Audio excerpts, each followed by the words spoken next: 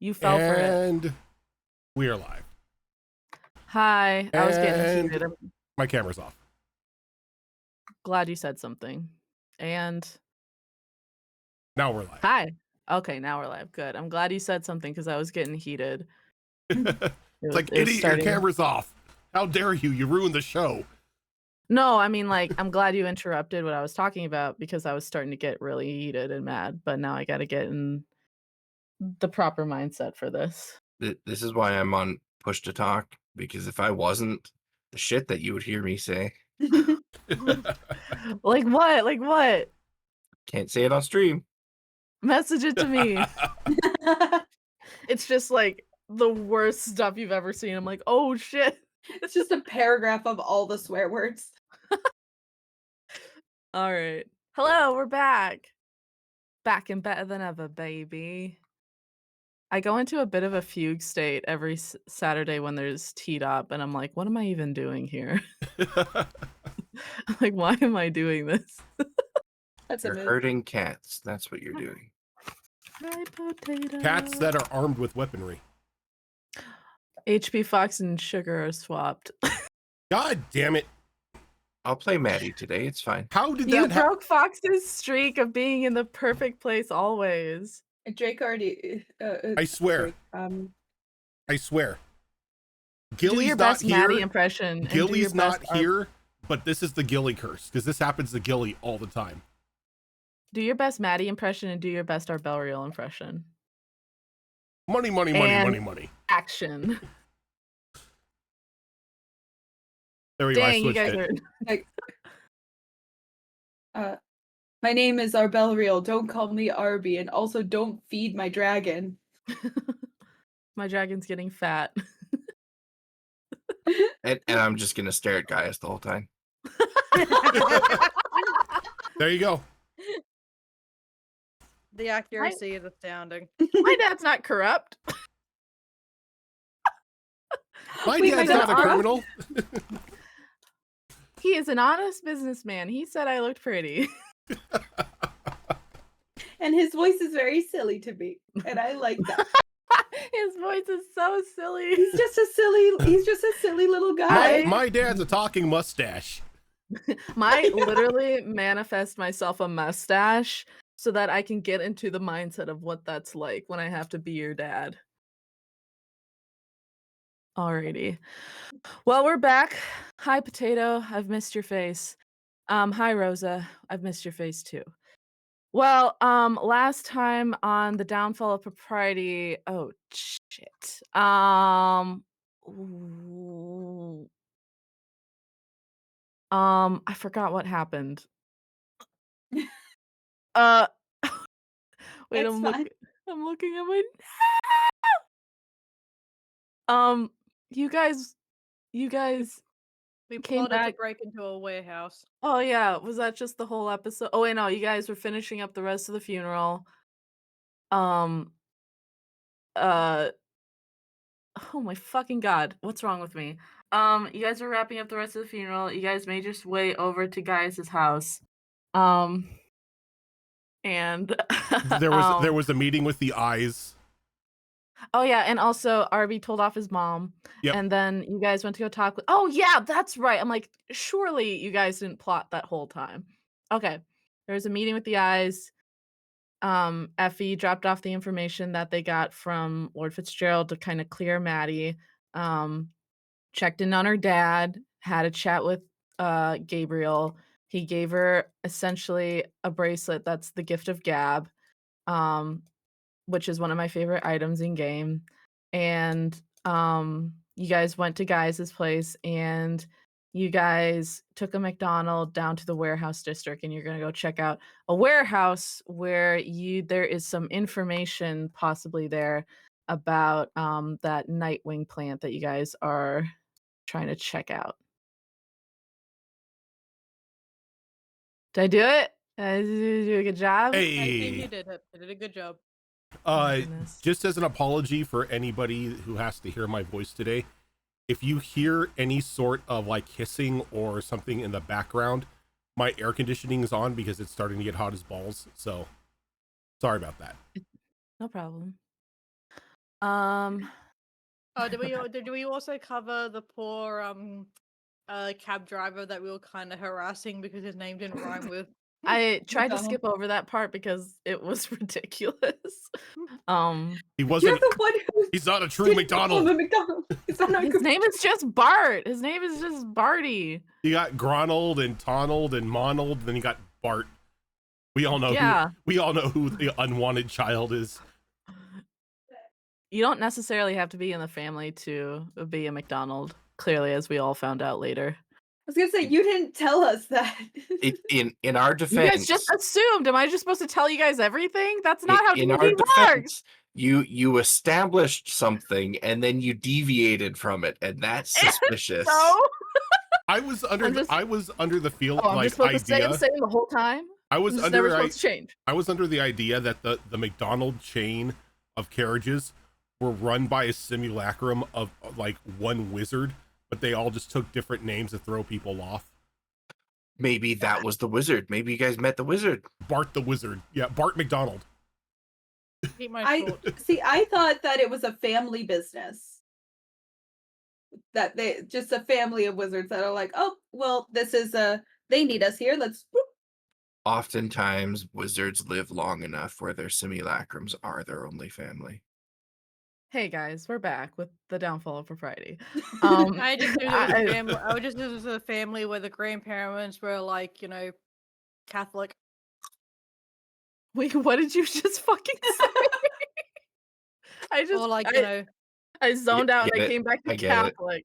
What did you I say? assumed that like it was a family where the grandparents were Catholic or like the equivalent of Catholic because it means that they didn't believe in birth control. That's what I was thinking. I thought it was a family Let's, business. A bunch of Donalds. Let's start this stream over. Okay. Okay. We still got time. 3, okay. 2, 1. Hey guys, we're back with the downfall of propriety. I'm not gonna recap. Sorry, just not. You're gonna jump right in and pull up your own pants and wipe your own butt. So you guys pull up to the warehouse district with Bart. He's like, all right, you guys, stay out of trouble, and if you ever need anything, don't call me because I probably won't be here tomorrow. I don't Oh, want to bite into that because that makes it sound like he's going to be assassinated. No, And he's covering for his friend. The mafia's Yeah. coming for my knees. yeah, no, we've established he's covering for his friend. Yeah, I know. So he says. We never did the insight check, really. No, we did. We just God. failed. No, we Get did out of the car! Get out of the car! Get out of the car. carriage! Last week or Time to go. last episode, we were out of the car, made it to the warehouse, and I already did my disguise. Yeah, we're around the corner from the warehouse. Okay, that's on me Fine. then. Bart's long gone. In fact, Yeah. he's probably I'm- died. I'm sorry. So you've cast your disguise. What's your disguise? It was just a basic person, a human woman that is not like that just blends into the crowd essentially. Okay. And it looks like it's concentration, right? Yes, for 1 hour. Or no, it's not marked as concentration. Oh, is it not? Okay, good. That's good, because that would be a problem if you can't concentrate. Anyway. So how are you guys? I'm actually going to take you guys to a fun little map.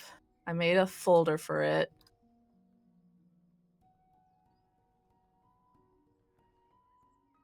And I will move you guys over. I'm just going to say you guys are like over here. Mm, mm, mm, mm, mm, mm, mm, mm, mm, mm, mm. So you guys pull up to this warehouse. Can you guys all move your tokens? Yep. This is excellent news. Cool. You guys Everybody. pull up to this warehouse after being dropped off by Bart, and you guys see 2 guards at the front here. This is kind of the main entrance. What are y'all doing? What time of day approximately is it? I think it was a little after, like, maybe it's around like 1 o'clock or so.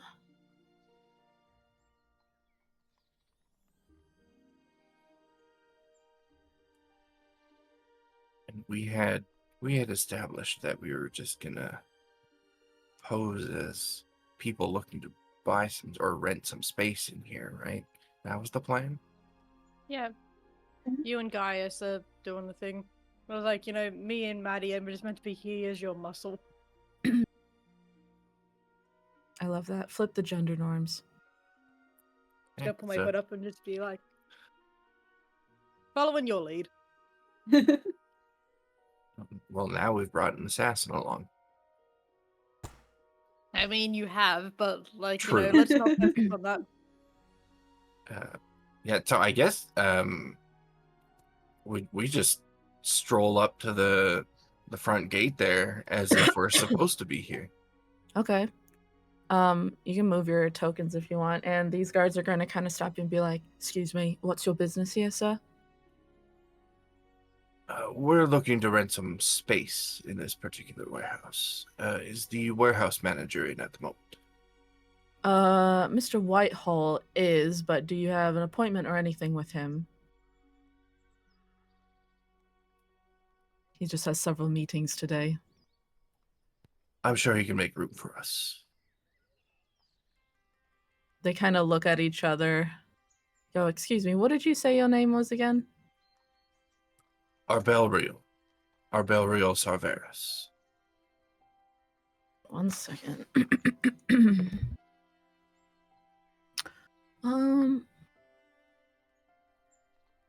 I think while your name does carry a lot of weight, these guys are like not the smartest people of all time. So they're not really sure who you are, but if you want, you can do like a persuasion check. They I'm sure you'll probably be- know Gaius more than. Oh, that's debatable, actually. Hmm. No offense. Yeah, these two guys probably look uncultured. They probably don't know who I am. Yeah, exactly. They're very uncultured. They're kind of just hired hands, so they don't keep track of like all these rich families. They don't have a cheat sheet like in The Devil Wears Prada. How far does a 22 get me? Pretty much very good. So one of them kind of turns to the other, is like, this kind of looks, I don't want to really, I'm afraid of getting in trouble again. I've already got a strike on my record. It's like, yeah, and that last lady who you didn't know, she yelled at me. They go like, okay, they kind of turn and they start to open the gate, and they go, if you wouldn't mind, Mr. Mr. Silveris, you can head on in, but I'm going to have to ask your friends to stay outside. There's a lot of very important items in here. Gentlemen, this man is my business partner. If any business dealings that he has, I should be included. And the two ladies behind us are associates of ours. Can I get a persuasion check? If someone wants to help, they can. Can I help? How are you going to help? I forgot that was part of it. You can't just I say, was like, "I'll help." yeah, it's like, oh, I have proficiency. How do you help? I don't know. Okay. I'm sorry. I regret everything. Then it'll just be a straight roll then, Okay. Rojan. Nat 20 for 29. Okay, well Oh. then that's fine. They go like, what is your business exactly, sir? Like, you can tell that they're trying to like put on like some show of like authority, but they're very afraid of getting in trouble again. And what is your business here, sir? I believe my business partner has already explained why we are here. Yeah, you already said that. Yeah, you're right. That's on me. I that's cross on me. my arms and start tapping my foot. Oh, he's doing Look. a foot thing. Oh god. Look, excuse my business. One of them's like my associate's demeanor. He is on a very tight schedule, and he kind of like leans into him, and he really hasn't had any of his coffee today, so he is like on an exceptionally short fuse right now. So denying him entry is going to make him explode. And well, if you thought a lady yelling at you for forgetting her name was bad, you haven't seen what he can do. Pull out a It's like, pocket watch and check the time. And oh put the god, watch he's away. checking the time. This is worse. This is worse. What time Yeah. is our next appointment? I do believe that it's somewhat soon. Oh god, what is it with rich people and the really tight schedules? Of course, sir. Let me. You may all go in, of course. Can I get you all anything to drink at all? No, we can't leave our posts. Oh, you're right. You're right. They'll be able to get you something to possible refreshment inside. They don't have any refreshments. We don't even get breaks. It's like, oh, I don't know what I'm saying. Please inside now, please, sir. Please inside now. And they open the gate for you. One of them looks like they're about like fighting back tears. And you guys can head on in. And I can actually take us to. Good job, guys. I knew you could do it. I'm switching the map, Rojan. Okay. I feel kind of bad for those guards. They don't even get breaks. No, of course not. What do you mean, course not? There isn't like a union are we gonna or like anything? run into like a small Victorian child in here? Please, sir, the coal's taking over my lungs. Who gave you coal?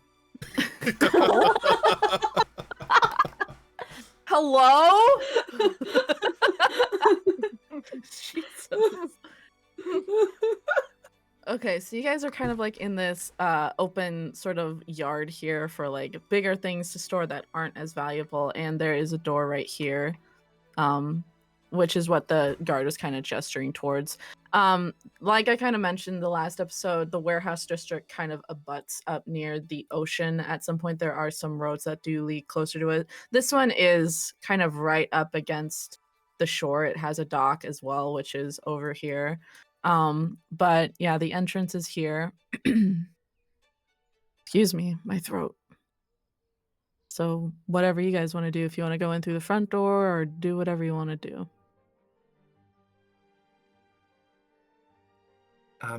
Yeah, I imagine. Well, did we discuss how we're gonna go about? We spent a whole session planning, and I feel like we didn't really plan anything aside from getting here. Me trying to get my friend group together.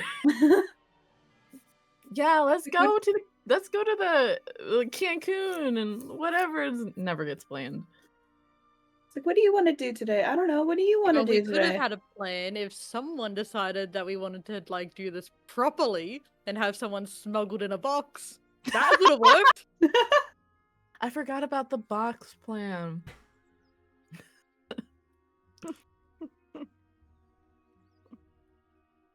I don't suppose any of you are capable of becoming invisible. If I'm really, really quiet, people will think I'm invisible. And if I don't move, I can disappear in fog with I could do kind of that smoke bomb type of things. Guys just like gestures to what he's wearing. He's like, you can't be invisible in this.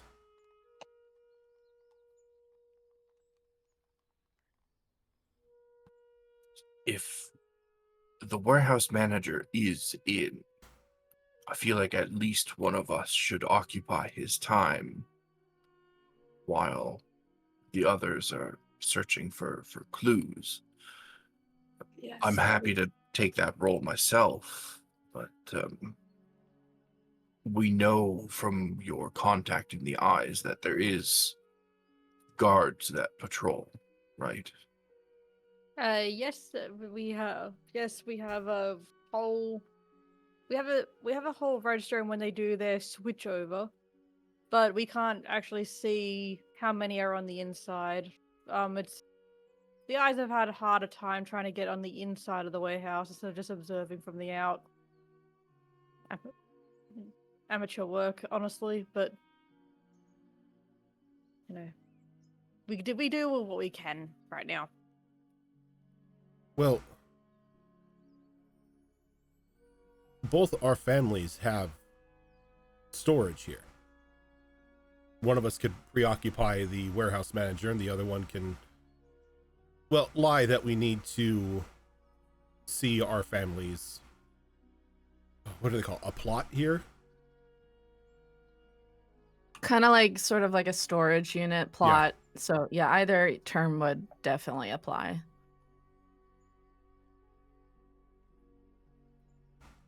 Yeah, that seems reasonable to me. So do both of us, pointing me at Maddie, do both of us go with the person sneaking in, or should we split up so it's like, you know, even numbers? I think we're going to want as many people as possible on the inside looking for the crate in question. Agreed. I think Arby is well versed enough in talking business that he can buy us some time. Fantastic. I didn't want to have to be there to deal with listening to the bullshit. Thank God. You're better at hiding and finding things anyway, so. What a nice way to say that I'm a little thief. I said finding things, not stealing things. So you guys, what else am I going to do with it after I find it? Come on, Maddie. So you guys, what is the plan? I was preparing.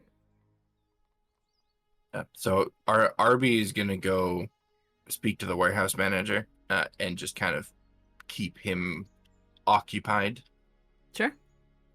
Before Arby leaves, Geis is gonna pat him on the shoulder and say best of luck, and give you a bardic inspiration. Oh, and Sonari, perhaps if the eyes want to be a little better at their job, they should. He reaches out, kind of adjusts your collar a little bit. Invest in the arcane. As he pulls his hand away, you turn invisible as I cast invisibility on you. Ooh. Ooh. All right. That's pretty dope. Fantastic. How do you put like a little thing around a character, Rojan? That is a thing that I bought, but if you give me a moment, since I sort of have DM privileges on the screen, I can use my purchases. My notes are in there. I don't look at any of your notes. I don't read. You're gonna find out the big bad is Maddie. What? What? Right, do I have an invisible? Just like just a little effect to put around her. I do have invisible. Okay, cool. Such a plot twist. Not even the big bad knows that it's the big bad. I need to change my music. It's too dramatic for this. See if you can move that circle around, Malls. I can. Okay, cool. That's probably like the best investment I made on Roll20 is those orbital conditions. Ooh. Quit. How do I combine them together, or do I just have to move them both separately? Is there a group option? Drag and click.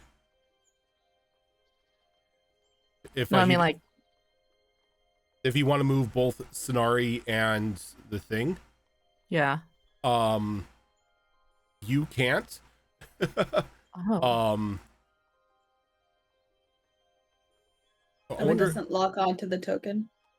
yeah, I don't know if there's a way you can tie it together. I've never really done anything like that. Okay. Well, no problem. Sonari, tell me now that you're invisible, thanks to our bell reel, what are you gonna do? You're gonna hear this gremlin cackling just suddenly get quieter and quieter as I just disappear away. Oh, We head Effie, over to the door. Effie, you can now control your little, the little circle. Oh, thank you. So if you highlight your character, and the circle, you could drag both of them at the same time. Oh, okay. There you go. That's what I meant, like how to move them both without having to do both individually. Okay. So, that's just a wall, Effie. Oh, that's not a door. I thought it was a door like down here, like these ones down here. No, I would say that just for safety reasons, they have the singular door. Okay. So I'm gonna be like, okay, I'll see you guys inside, and I'm just gonna like, disappear through the door. Okay. Well, actually, no. I should wait out here for someone else to open the door. It's gonna be suspicious if the door opens up by itself. Not even the guards can be like, oh, that's the wind for like 2 sets of doors. Yeah. Really strong wind. Sorry. Okay. So you guys are going in? Yeah. I think we are. Then Yeah. do it, you cowards. Move your people. Kicks the door down. Oh, that's public property, that is. And I kind of lean against the open door. To let Cenarian. Yeah, I'm just like, Nice. and then As you guys step out "Thank you." as you guys step out into this hall here, you're greeted by a guard, and they go like, sir, ma'am. They go, we were told of your arrival. Hold on a second there, Effie. Hold on. The invisible just thinking chaos out of the way. gremlin tears into the warehouse. I need to put a leash on you, like, what? I was more moving out of the way to let like them all come in to the room. That was So let's just say you kind of quit, kid. Just say you hunker down here for the second, okay? okay. Jesus. That's what being a mom's like. I could do it. I could totally do that. He's like, I was just about to go upstairs and let my employer know that you are here. If you wouldn't mind just waiting here for one moment. And he goes down here. He does not sense you at all, Effie. Hey, can you pull up that spell, Fox, just so I can check it out real Yes. quick? And I don't need to check it out like for this guy because the actual roll was horrendous. He rolled a nat 2. He's actually going to what is up, bro? He's actually going to disappear upstairs. As you step into this warehouse, you can see that it's extremely big, and it's got kind of 2 floors that you can see right now. On the top floor, it's a bit of a catwalk. And on this bottom floor, it's kind of almost a maze of shelves and like side rooms and whatnot that seem to have like sort of a special key that goes into it. You can't see inside it. They have numbers on the doors. Goes down the hallway. It's just extremely expansive. And it's all extremely organized. If the actual floor with the shelves looks a little extremely just packed with stuff, but it doesn't look to be anything like super special, mainly innocuous stuff, more like storage stuff, like here's some boxes and here's some extra wire and here's some extra tarp, etc. You get the feeling that the actual important stuff is in those side rooms that are all along these walls. And you can see that as he goes upstairs, there is a catwalk there, and there doesn't seem to be any storage up on the catwalk. It's mainly seems to just be a means to have just a second floor. And as he goes across the catwalk, he seems to disappear around a corner.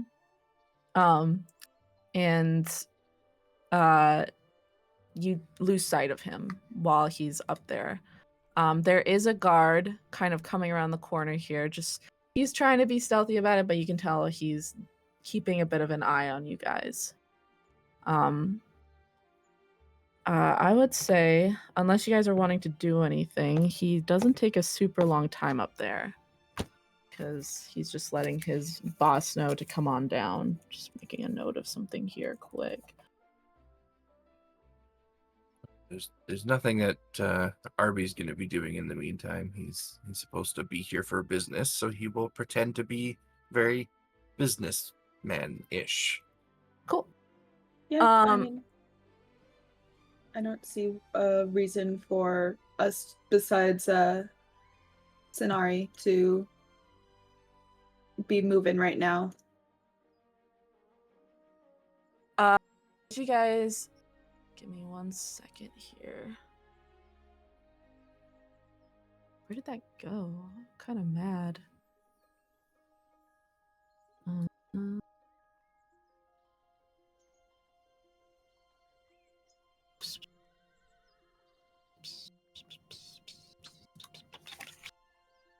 mm, mm, mm, mm.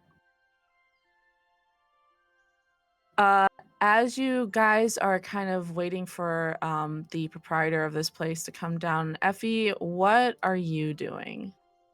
Okay. So I'm quickly wanting to case the area so I can just like watch. I'm trying to like, peek for like I'm gonna assume that I can see through these little stacks here. Like a little bit just over the and just kind of see like how I'm trying to like, get an idea of how many guards there are around and how many I can avoid. Okay. Also, keeping an eye out if there's any sort of traps I'm supposed to be aware of. Well, okay. I would say that you can give me an investigation check if you like. Also, I don't know where the token went for the guy that I was using, so I'm just going to use Marcus. Hope you don't mind. You've only seen him once. Don't mind him.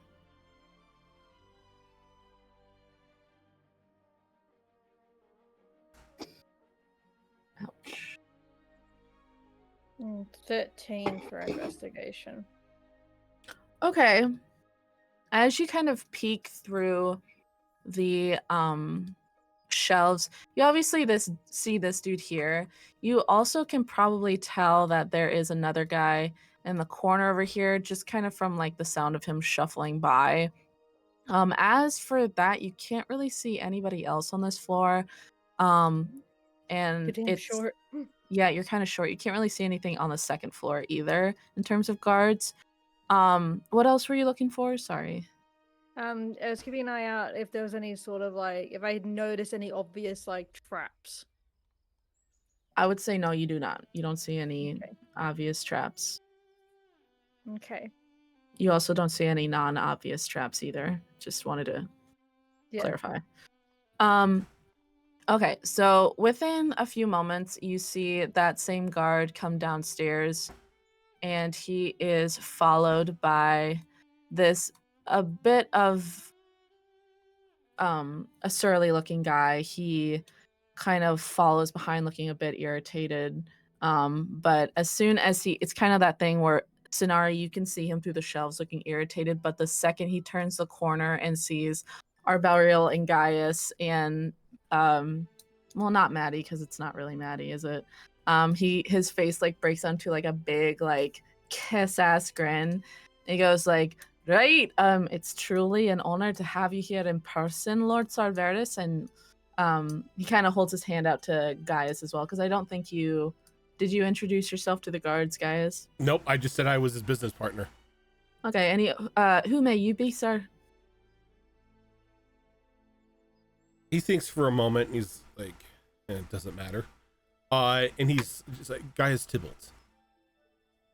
Oh, Mr. Tybalt as well. It is truly a fortuitous day. He goes, I understand that you're wanting to inquire about one of our, like a rental agreement for one of our storage spaces. You don't want to add on to your respective families, do you? You can. It's free of charge. This is a separate endeavor. I understand.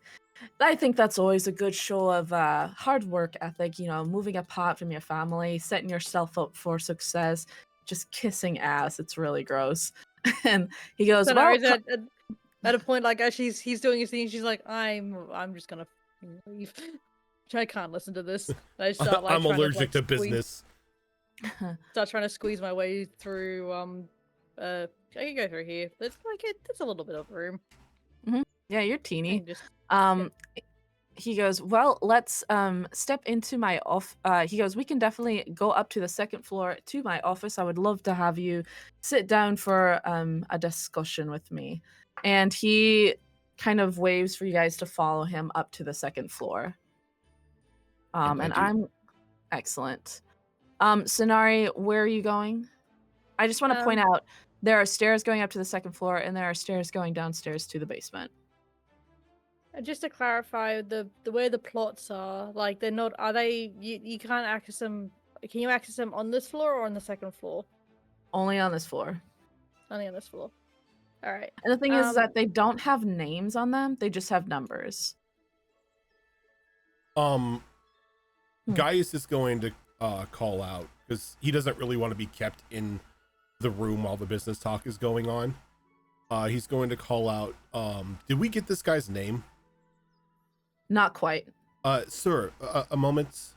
All of the negotiations and everything can be handled by my associate here. I'm more concerned about the security of the warehouse. Maybe one of your guards can show me around and, give me a demonstration of the procedures to ensure that the goods we are bringing in will be safe and sound. Give me a persuasion roll. We're gonna call it a DC 20. Okay. I'm gonna help. By How are you gonna help? I know how I'm gonna help now. Like, I have heard about some break-ins around this area recently. Just rumors, hopefully, but I do believe that it is necessary in regards of this. Have you heard that? I don't know. I would say that would have to be like a That would be deception deception. check. Yeah.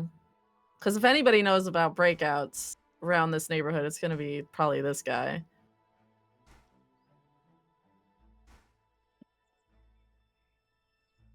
That's why I said they're hopefully rumors. Well, you can Yeah, do I'm a lying. deception- I'm straight up lying. Yeah. Well, if you want, you could do a deception check. And if you nail that, then that would assist Gaius. Okay. Thank you. Mm-hmm. First time I'm like, oh, actually, the first time today I'm like, oh, I know what I'm gonna do to help, and then immediate like, oh, okay.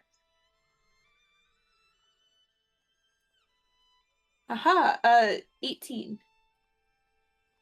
He goes like, where have you been hearing these rumors about break-ins? I can assure you, sirs, there's been no break-ins here whatsoever. We keep a very tight ship. Oh, I have no doubt, but just to sate my own curiosity, the goods that we are bringing in are going to be very important to a future endeavor for both of our families. I think that Maddie's insinuation. I said kind around of- the area. No. here. Hear me out, bud. Hear me out, Okay. bud. I think Maddie's insinuation that he could be one of those people who actually gets robbed really kind of gets his back up a bit and kind of hurts his ego to the fact that, Gaius, if you want to roll that persuasion check with advantage, you can. Okay. Thank you. I'm sorry for interrupting you. You didn't. All right. So I rolled a 13 on the die for a grand total of 22. Okay, so no problem. He goes like, not normally I would not at all condone this. We are very strict with how things are run around here, and I don't like my guards going off of their route, so to speak. But since, we work very closely with the Sarveris family and the Tybalt family as well. And I'm sorry, miss, I did not catch your name. Matilda. Matilda. Matilda Ricotta? I am from out of town normally, but I've known Gaius for a couple years now. Well, if Mr. Tybalt can vouch for you, then I suppose I can take a break from tradition, and one of my guards can surely show you around, kind of give you the lowdown on how we do things around here. He goes, but I will need at least one of you to come with me to discuss business. Yes, of course. I'm happy to accompany you, and I appreciate you making an exception for us. This speaks quite well to your character and entices me further, let's say. You I can do- see he's just like, oh, thank you, Lord Sarveris. That is extremely gratifying to hear from you. And he kind of, one of his guards over, he goes, please show Mr. Tybalt and Miss Ricotta around. Just kind of show them how things work around here, how plots are guarded, etc., so that they can further put their minds at ease for going into business with us. And I- guard goes like, huh. Okay. Oh, What were you saying, Maddie? oh, just she turns to the main person that we were speaking. It's like, I do appreciate you taking the time to quell our anxieties about this. I Of course. truly appreciate it. At White House Warehouses, the safety and well-being of our clients is at the top of our list. And he goes, and I believe I didn't actually give my name. How foolish of me.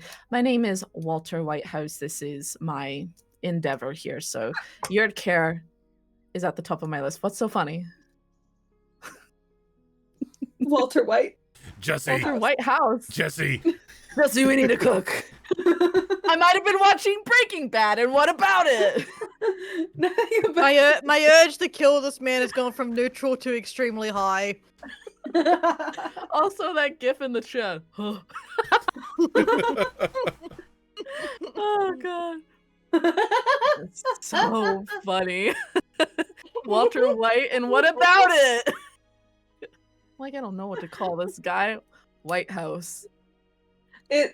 It's perfect. It's fine. I just was not expecting it. White House. By the White House family name, or I'm not Walter Whitehouse. Alright, so he kind of gently guides our Balriel up to the second floor. We're gonna split you guys up a bit. So our Balriel, I'm gonna take you off here. And real quick, we're just gonna go with our Balriel and Walter up to the second floor. And What was that? There was a huge thud. I will be right back. I need to check out what that was. yeah, okay. Let me know. Oh, I don't know if it was firework or like door thudding. I hate people who set off fireworks. Fireworks While or a gunshot. Let's find out. Yeah. God. It didn't sound like a gunshot, but you know. Okay. So our Balriel, as you go up to the second floor, you kind of get a very good bird's eye view of just how massive this whole warehouse is. And while he might be kind of an arrogant,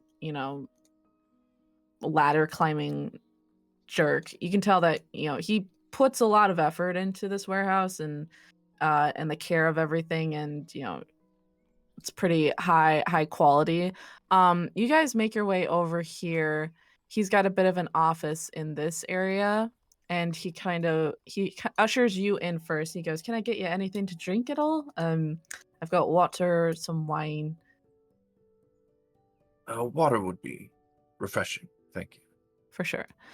And as you guys kind of sit down, he pulls out a chair for you. He goes, "No, I once again want to just let you know, I understand that you're wanting to do a separate venture, but you can add on to your family's storage, which has had a very long history with us, and it would be free of charge. But I understand if you're wanting to set out, kind of be your own man, and I respect that completely. I just wanted to let you know what your options are." I do appreciate that. Mhm. As this is a joint venture between Gaius and myself, we felt it necessary to separate it from our family storage. If you don't mind me asking, what sort of things are you guys going to be storing? I just like to know for the safety of everybody here if it's something that's technically illicit or possibly dangerous. I might have to say no, unfortunately, just because I have to think about other patrons here. Of course. No, it's nothing of that sort. My friend Gaius has found himself in ownership of a new business. And a new business demands new storage. It's more of a printing business than anything else. So more leaflets and inks and that sort of thing. Oh, that seems absolutely fine. Yeah, we can absolutely do that. And are you also writing as well, or are you just I am a silent partner in this arrangement. I see. Because well, this is all very exciting. Lord Sarveris. Time out. Everything good, Rojan?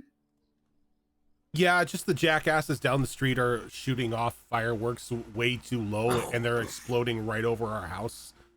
Wow. The only reason I was concerned is because like the last one that went off like shook our house, so I wanted to make sure like the pool out back didn't break or something. Sure. Do you need us to kill those guys for you? Please. I'll do it. We'll get Walter do it. Whitehouse. Oh, okay. I'll do it. Yeah, no, I haven't gotten in a good fight since middle school. Okay. Unless it's with a goose. Don't tell people that. Shut the fuck up. So he goes, now I am just gonna have to go over the legalese with you. I'm not gonna lie to you, Lord Sarveris, this is gonna get very dry, but I am nothing if not thorough. And he pulls out a big sheaf of paper and he goes, and I am just going to need your signature. All right, can I assume that you Lord Tybalt is all right with you signing on his behalf? Yes, of course. Okay. And he goes, this storage space lease agreement, this agreement is made this day of this year by and between Lesser, myself, Walter Whitehouse, an individual located at insert address here, for a good and valuable consideration stated herein, the sufficiency of which is hereby acknowledged. The parties agrees as follows. Demise premises, the premises leased heretofore, and then it goes on for that. And it's several pages long, so you are probably going to be in here for a while.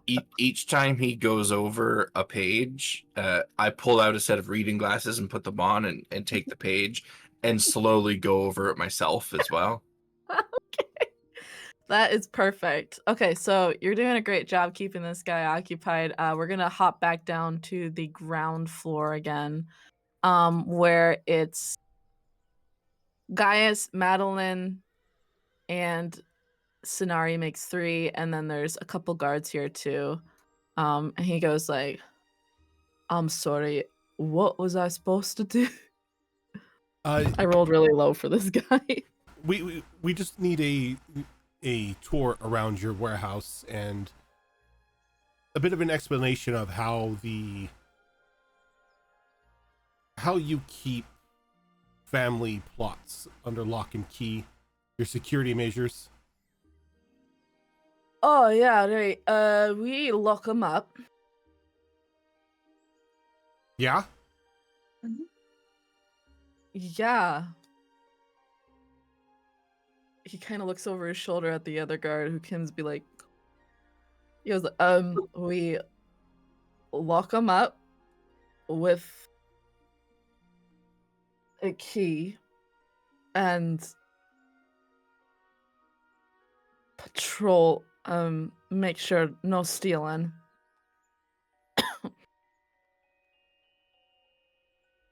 I'm glad So that he's gonna like put his hand behind the guard, and he's just gonna like very casually lead him through the warehouse towards like the row of doors where like the family vaults are at. We're gonna just call them the vaults. Sure. What?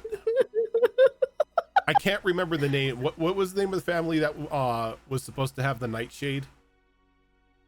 Was that Maddie's family? Maddie's. Yeah, essentially, I mean, they're the first family that you found that has had like a direct link with the Nightwing. So the Fitzgeralds. As he's walking through, he's like looking for like any indication like on like the doors for the Fitzgerald storage And vault. as you look, it's just numbered. So, just out of curiosity, say that oh, I don't know. By when you say like just out of curiosity, say he already looks overwhelmed. Say, oh no, no, no, it's okay.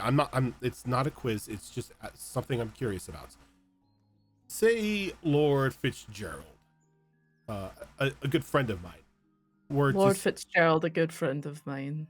no of mine of me, like my friend Oh Lord no, you Fitzgerald. said say. You said say. And you repeat. If Lord Fitzgerald came here and with that miraculous mustache of his, said that he wanted to see the inside of his storage. He's bold, isn't he? A mustache is facial hair, my good man. No, I'm thinking of the wrong. Oh, it's hard to keep all these rich families straight. But yes, trust me, if he wanted to come, very hard. it is. But if he wanted to come here and say, look inside of his family vaults, which one would that be? I don't see any sort of markings on the doors or anything. How do you keep track of that? Well, I don't.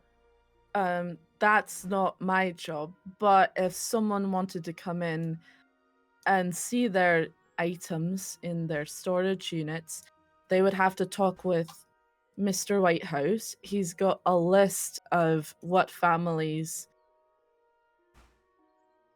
have what numbers. And like as he's talking, he's just hoping, because he can't see her, he's just hoping Sonari is somewhere within like earshot of all this. I'm right in the middle of the warehouse, so I'm very sure I hear like the whole conversation as they walk past me. Now, do you have access to all of these storage units? Do you have keys that get you in here? Or is that only the warehouse manager? That is only the warehouse manager. We are just here to make sure that there's no funny business going around. Spotless record, I might add. I see. Oh, so the families themselves aren't given a key to their own plot? I'm not quite sure if they are or not, but I think that Mr. Whitehouse likes to just keep, one person in charge of that so that, there aren't just keys out and about. That makes a lot of sense. Thank you. He's sweating. How long have you worked at the warehouse? It's my first week. Oh dear, my brother got me this job. Sir, I'm sorry if I'm really messing this up. I'm really trying. You're doing a fine job, lad. We don't mean to overwhelm you, the first week. I do have to say you are doing a fantastic job for your first week. And as Give Maddie me a perception check real quick, Maddie. As Maddie says that, like taking his attention away from him, Gaius is just like hiding like his hand, like he's got his hand like this, just like pressed against his hip, and he's just gonna wiggle his fingers to cast a minor illusion under one of the doors of the of one of the vaults, or one of the the personal storage areas, just to make it look like a small like plume of smoke is coming out from underneath it. Okay, Maddie, I got an 11. Sorry. That's okay. Do you have anything to add to that, or is that just like a... I rolled a 9. And then I got, yeah. I think you just kind of noticed like, wow, these guards are really emotional. Mm. And give me one second. like shit. As the guard's kind of like trying to collect himself, he goes, well, yes, Mr. Whitehouse keeps it in his office there of possible keys, lists of who's pertaining to what vaults, etc., and keys to the front door, to the basement, etc. Okay. Yeah, it makes a lot of sense that the manager would be the only one with the key. Dear boy, I don't mean to alarm you, but is that smoke? He finally turns at where you're pointing because I rolled another 2 on his perception for that. This poor guy. It's first week. He kind of goes close. Can you hit me with that minor illusion thing? Yeah. in the group chat, not in the group chat, in the Roll20.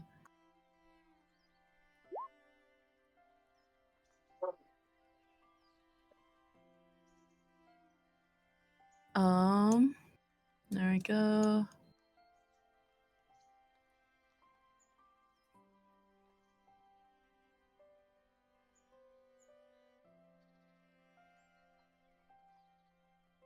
Okay.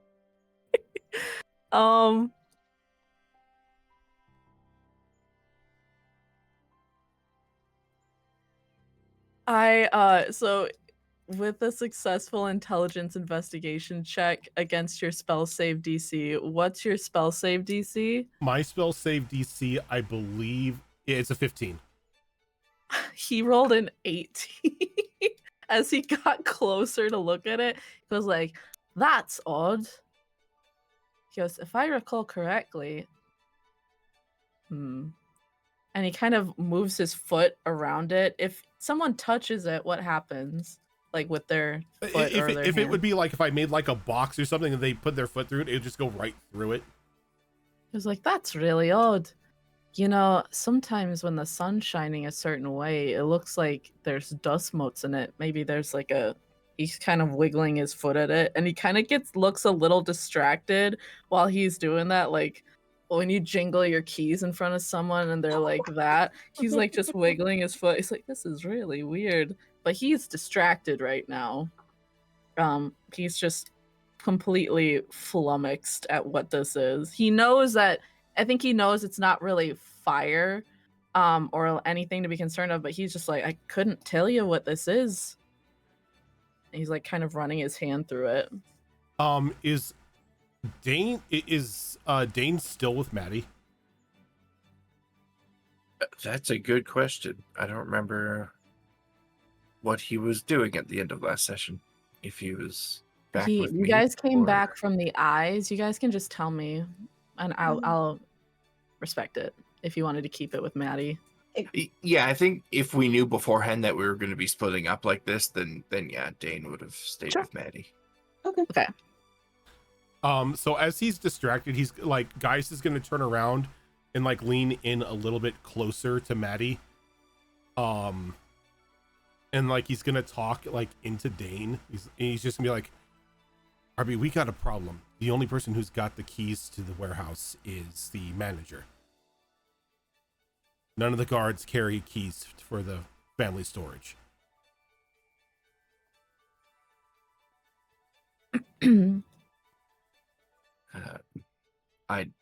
I can't respond to that because that would involve Arby actually physically saying something, which would, I think, give things away. However, I am just going to rely on Sonari's expertise to get around these locks. Because using your lockpicks does not break invisibility, because it is not an attack or a spell. Yeah, Sonari, what are you doing? Sonari just hearing it all and just like, I can't say anything because otherwise it'd be like, they'd notice when the air starts talking. All I can think is, I don't need to worry about keys. I need to worry about which ones we're opening because I'm not opening up all these damn doors. Because I look at the amount of volts and I'm like, yeah, no, fuck that. So if I can just clear some stuff up, the guard was saying that there is a logbook that Yeah. I'm just gonna call him manager Whitehouse, has in his office where it shows what every lot pertains to whom, and then he also has keys as well, and they're all in his office. Yeah. So That's what my thought is. My thought is, if I know which ones to use, I don't need to worry about loud jingling keys. So my plan is to go upstairs and find that logbook. okay, so you go upstairs, and Gaius, I'm just gonna assume Gaius and Maddie, I'm just gonna assume you guys are kind of just gonna keep the guards busy. Yep. Okay. Essentially. I mean, they don't like. I'm pretty sure Gaius has more minor illusions to keep them entertained. Yeah. So It's a he's cantrip. just, yep, Mhm. he's just flabbergasted. He's like, Well, I've never seen anything like that before. I think this world is full of mysteries that we can't possibly comprehend, and there's something very, very wonderful about that. Tearing up again. You've really broken his brain with this. Can I do can I do a perception check for him with this feeling that he has now with what he just said? Like I feel like there's something deeper to it. Sure. I want to insight check his emotional breakdown. Essentially, yeah. You ready for another 2?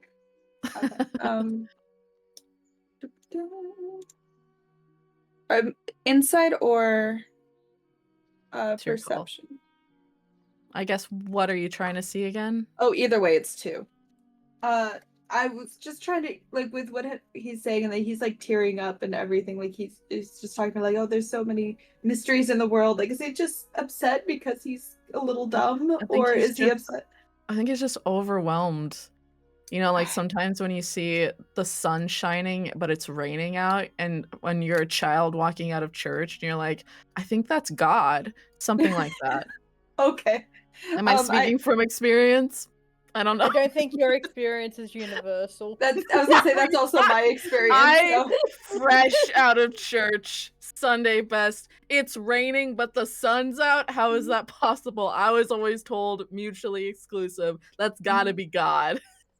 Just something along those lines. This guy's still got a sense of whimsy in him. He deserves Yeah. better than this minimum wage pseudo retail job. Someplace that has breaks.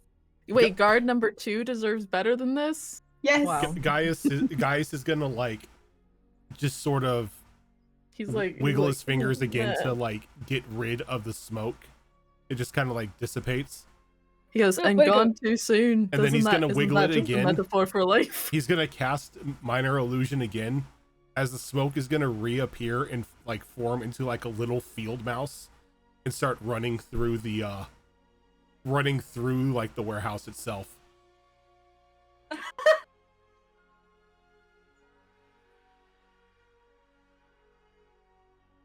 We truly cannot comprehend anything in this world, and I think that's beautiful. Truly. Do you need to sit down? Yeah. Okay. Go right ahead. I won't mention this to Mr. Whitehouse. You have been an amazing host. It's only my first week, and already I've seen so much. What else have you seen? That. Yeah? I mean, that was a lot. Twice. Poor guy. Yeah.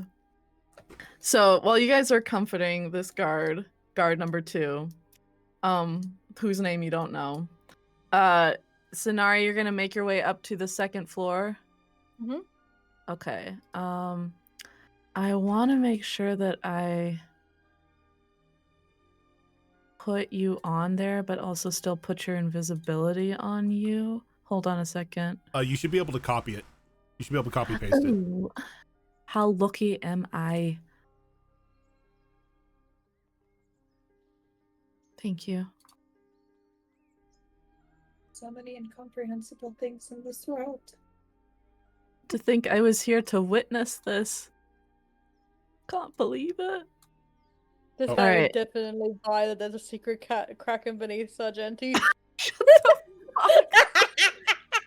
Like, of course there is. The ocean is so incredibly vast. We've only seen like 3% of it. Okay, so Effie, I'm going to move everybody over. Switching the map. You're on the 2nd floor, and I'm gonna just assume that you're just gonna head on over to the office here. It's pretty straightforward. It's like a very clear line of where you're supposed to go. Yeah. Give me 1 second here. Ooh, hold on a minute.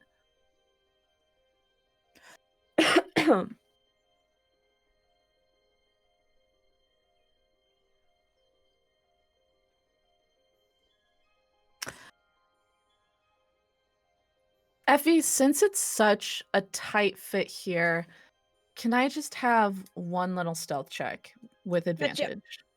Yep. One little baby, little stealth check with advantage, please. A little stealth check as treat. Oh, just a little stealth check as a treat. What's this one? Oh, they're both 17. Okay, 17 plus. There's my stealth. Cool, 21. Excellent. You breeze right by him, no problem, and you make your way to the door. It is shut. They go. Not exactly just open the door. How do I do this?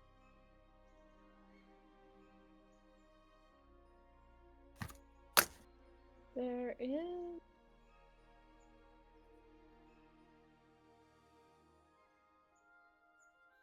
Aha. Let's see. What?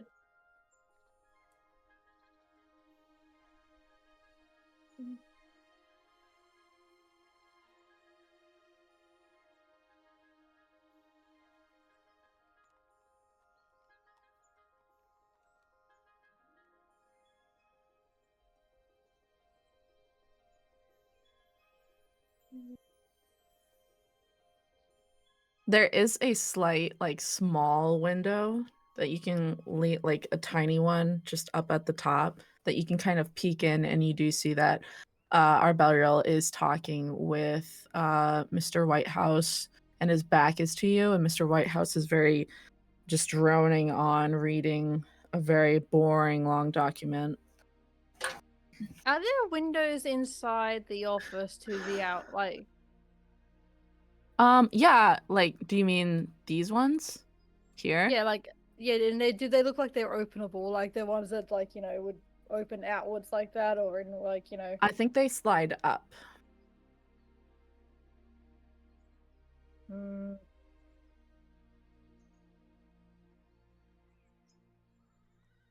What are you trying to do? I want to help you. I have thaumaturgy as a cantrip. Okay. And one of the things I can do with thaumaturgy is instantly cause an unlocked door or window to fly open or slam shut. Okay. So if it was one of the ones that open inwards, I can just be like, oh, it's the wind that just, like, happened to blow. If it's sliding upward, that's a bit harder to. I understand.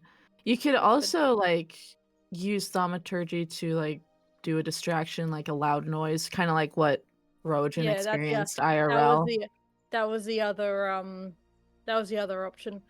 I can also cause harmless tremors in the ground. I just need something that's gonna. I will say now, RB didn't give you the details, but I assume Sonari is probably at least somewhat familiar with the invisibility spell. Yeah, if I use anything like that, though, it's gonna get rid of Yeah, invisibility. an attack or a spell of any kind will break the invisibility. But otherwise, doing actions like tossing something or smacking a wall or anything of that sort will not break the invisibility. Okay. Fuck it. I'm gonna ding dong ditch. I'm just gonna stop. I got nothing else I can do. I just go. Just knock on the door and just wait until the next to the corner. What the fuck else can I do? Now, remember, there is a guard here. Well, he can't. As long as he can't, like, he's not seeing me knock on the door, and he probably can't hear it. But, I mean, I would assume he can. You're knocking on the door, or are you banging on it? I'm just, like, doing a knock on the door. Okay, sure. Yeah. You can knock on the door. If you wanted, you could probably hang off of this ladder here so, like, nobody's in the way when he opens it. Or whatever you want to do. Or if you want to, there is a bit of wall here. So, my bad, my B. There's a bit of wall here if you want to just press up against it. So if you knock on it, I'm gonna say that you're gonna do that. I was gonna press up against the wall because the moment that they open the door or something, I'm gonna try and just slip in. Okay.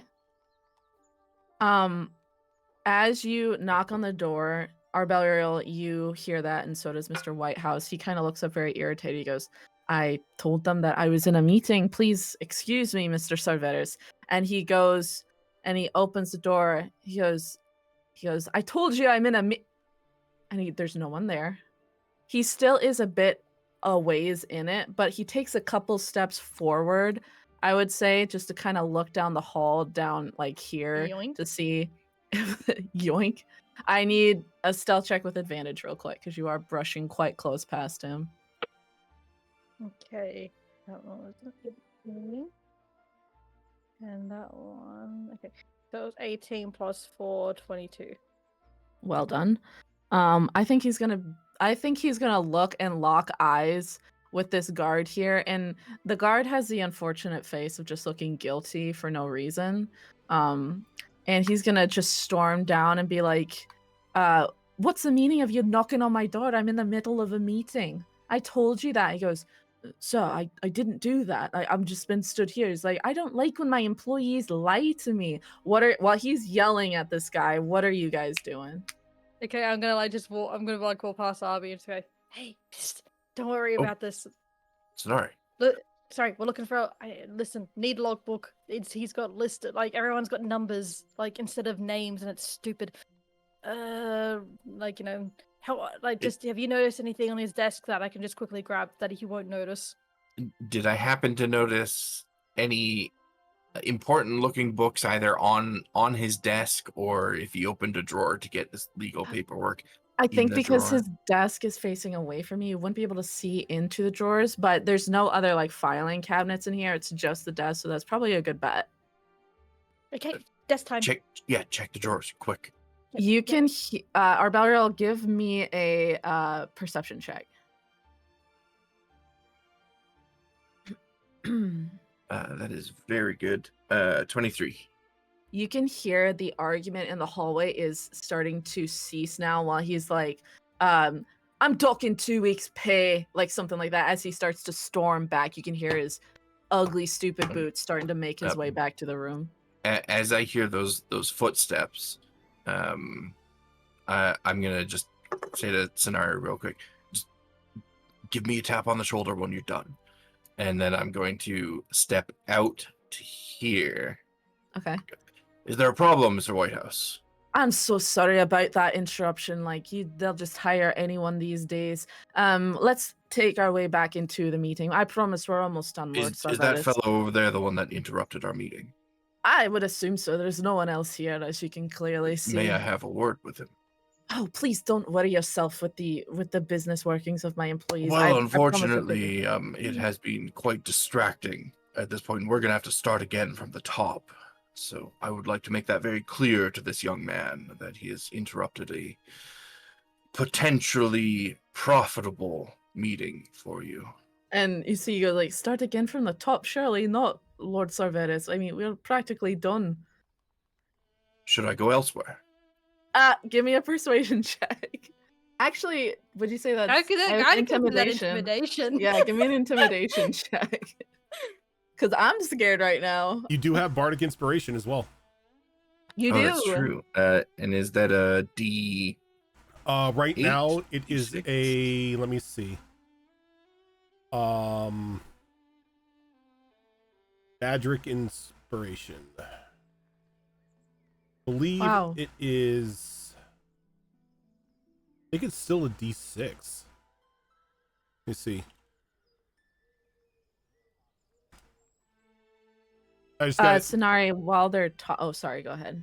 I just got to check because Yep. I'll just have Scenari just do investigation while you're going through the drawers, okay? Yep. Right.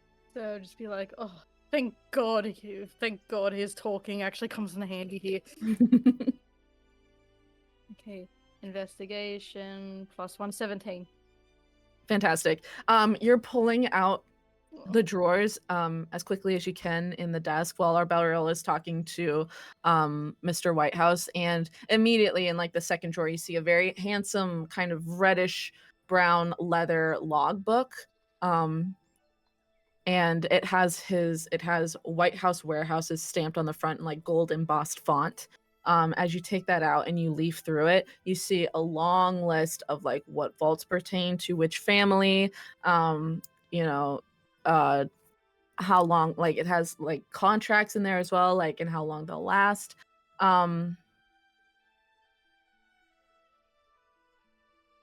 And then I would say that at the very back, there's a bit of a divider in the logbook. Um, the Fa Mulan.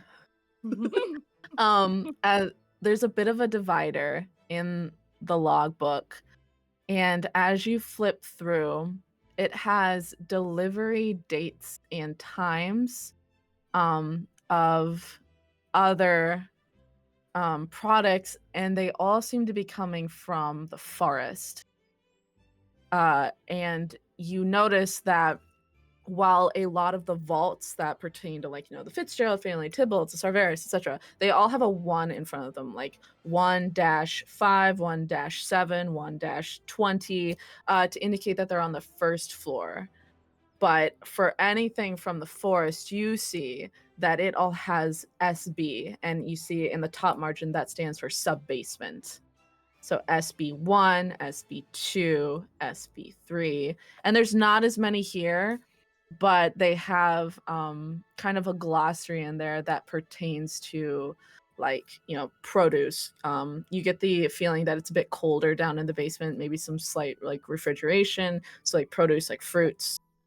There's some logging stuff, not a lot because that is a bit more of a rugged job. But then you do see NW, NW, NW written here and there, and they all seem to be sub-basement.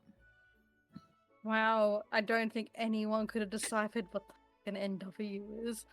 These people. But I'm also just like, I knew that it's going to be the basement. It's always in the basement. Okay. And I'm just like, is he going to notice? I hope he doesn't know. Screw it. And I close the book and I'm just like, into the jacket. Okay. The drawer. And actually, does he have a bookshelf in here? Yeah, I would say that behind you there is like a big wall to ceiling bookshelf. A lot of it seems to be like memoirs of very famous businessmen, like how to succeed or like how to win friends and influence people, stuff like that. Don't shake your head. Is there any book in there that's like at least a similar coloring to the color of the logbook?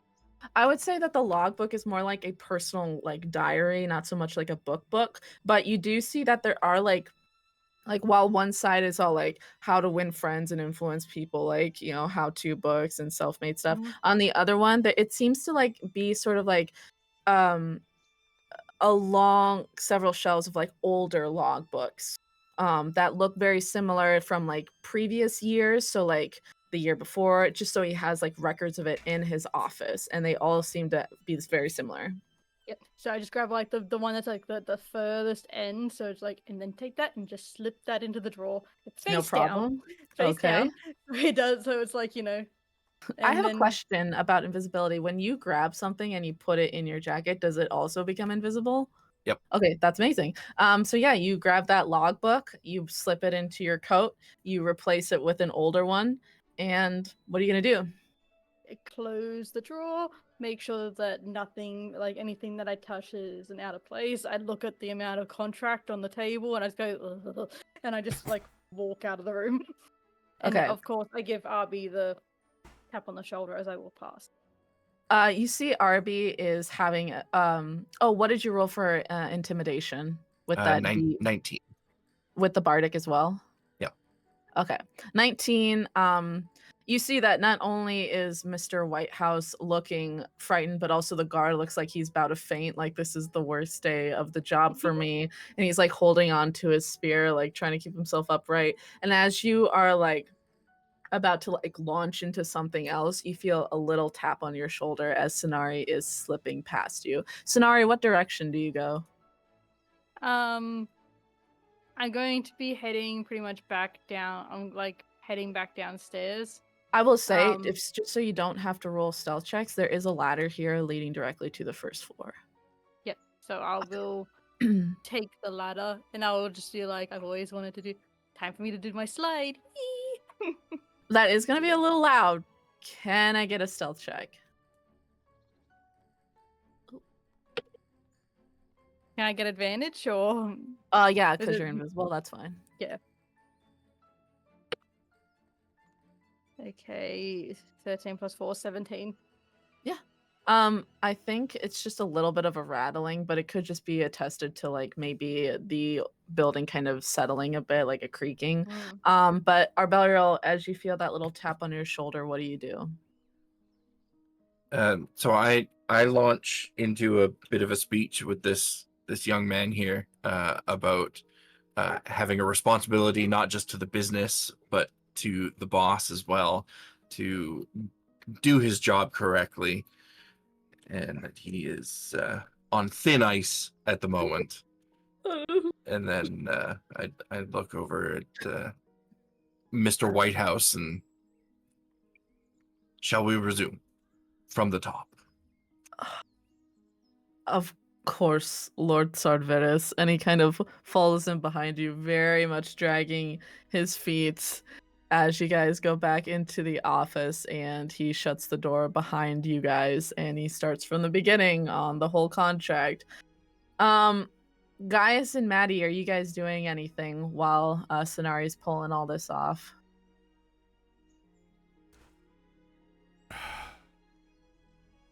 Gaius kind of feels bad for this guard. You should. They don't have a Yeah. union. Yeah, I'm so mad. Pay your workers. So he's not really gonna act up or do anything that's gonna get this poor guy fired. So he's gonna stay with like in the general vicinity of this guard just to make it look like he's still showing him around while while he tries to collect himself after seeing the magic smoke and the field mouse run by him. Yeah. So I'd say that Sonari's over here. Mhm. There is a guard here kind of guarding the stairs upstairs, but these would be the stairs leading to the basement. Oh, I gotta switch maps here. Sure. I'm just gonna move you There we go. guys. Say you guys are over here. Cool. So are you heading for the basement? I'm going to quickly walk towards Gaius and Maddie. Are they like actively talking to the guy? Is the guy like, I don't know, crouched down in the corner, like having a bit of a sob? I think he's just kind of looking at his hands, be like, I'm an actual human being. Like, this is my reality right now. And he's Oh, like, existential crisis, got a it. bit, yeah. Like, I mean, I can't be a dream or anything. Like, I can't be anyone else's thought. This is my own thought. Whoa.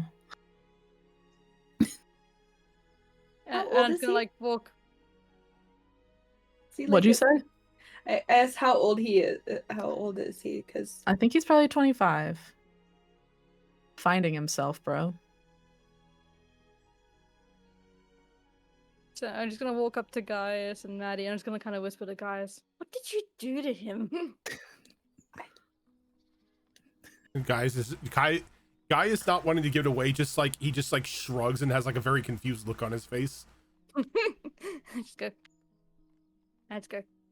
Listen, I have. You have what? Huh? Yeah. I'm whispering. I have the logbook. I just go. Good shit. He's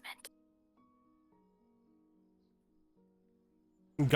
Gaius is just gonna whisper back. You can. Guy's just gonna, yeah, he's just gonna like, just like hand sign, just like, what do you need me to do? I was gonna say I can just like help distract while if you want to talk with her. Yeah, if you guys want to step a little bit away, you can. Yeah, I think Gaius If is gonna Matt is take like, distracting this guy. Gaius is gonna go probably about like 10 feet back. Yep. Lord Gasumba, thank you for that raid. Welcome, Hot Raiders. diggity doggity. You came in at a tense time. I'm breaking a guard's mind with a minor illusion. We are real people. This isn't a dream. So you guys are talking? Yeah. Let's go. Good shit's in the good shit's in the sub basement, but I also like I took the whole thing. Got all the it's got like delivery dates, contract details, numbers for plots up here if you wanted to know plot number actually investigate one of these plots. He's still gonna keep a hand signing just so it doesn't look like he's talking to thin air and he's out of his mind. Yeah. And just he's gonna ask Sonari if she's located the Nightwing we were looking for. Yeah. Lots of deliveries for spots in the sub basement under the very disguised name of NW. Shut the fuck up. And guy I'm not having at that point, I'm not guys having a just go at does you, this. Moles. I'm not having a go at you. I was having a go at Walter Whitehouse. Yeah, that's my guy. I made him up. Yeah, guy is just like out of like exacerbation, just like pinches the bridge of his nose. Just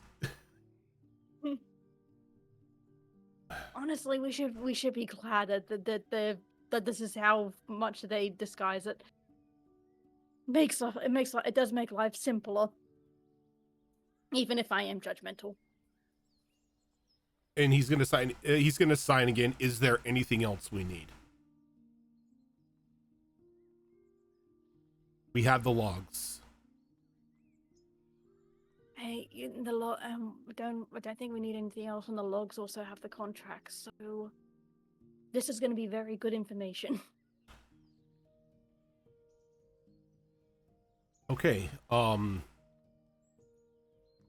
going to head to the basement and just scope out the area. If there's any sort of traps or issues down there, I'm not going to be able to do anything about them while I'm this. So if I do come to any obstacles, we're going to have to come back later. And he'll sign in just one word, just eyes. As like a question. Maybe.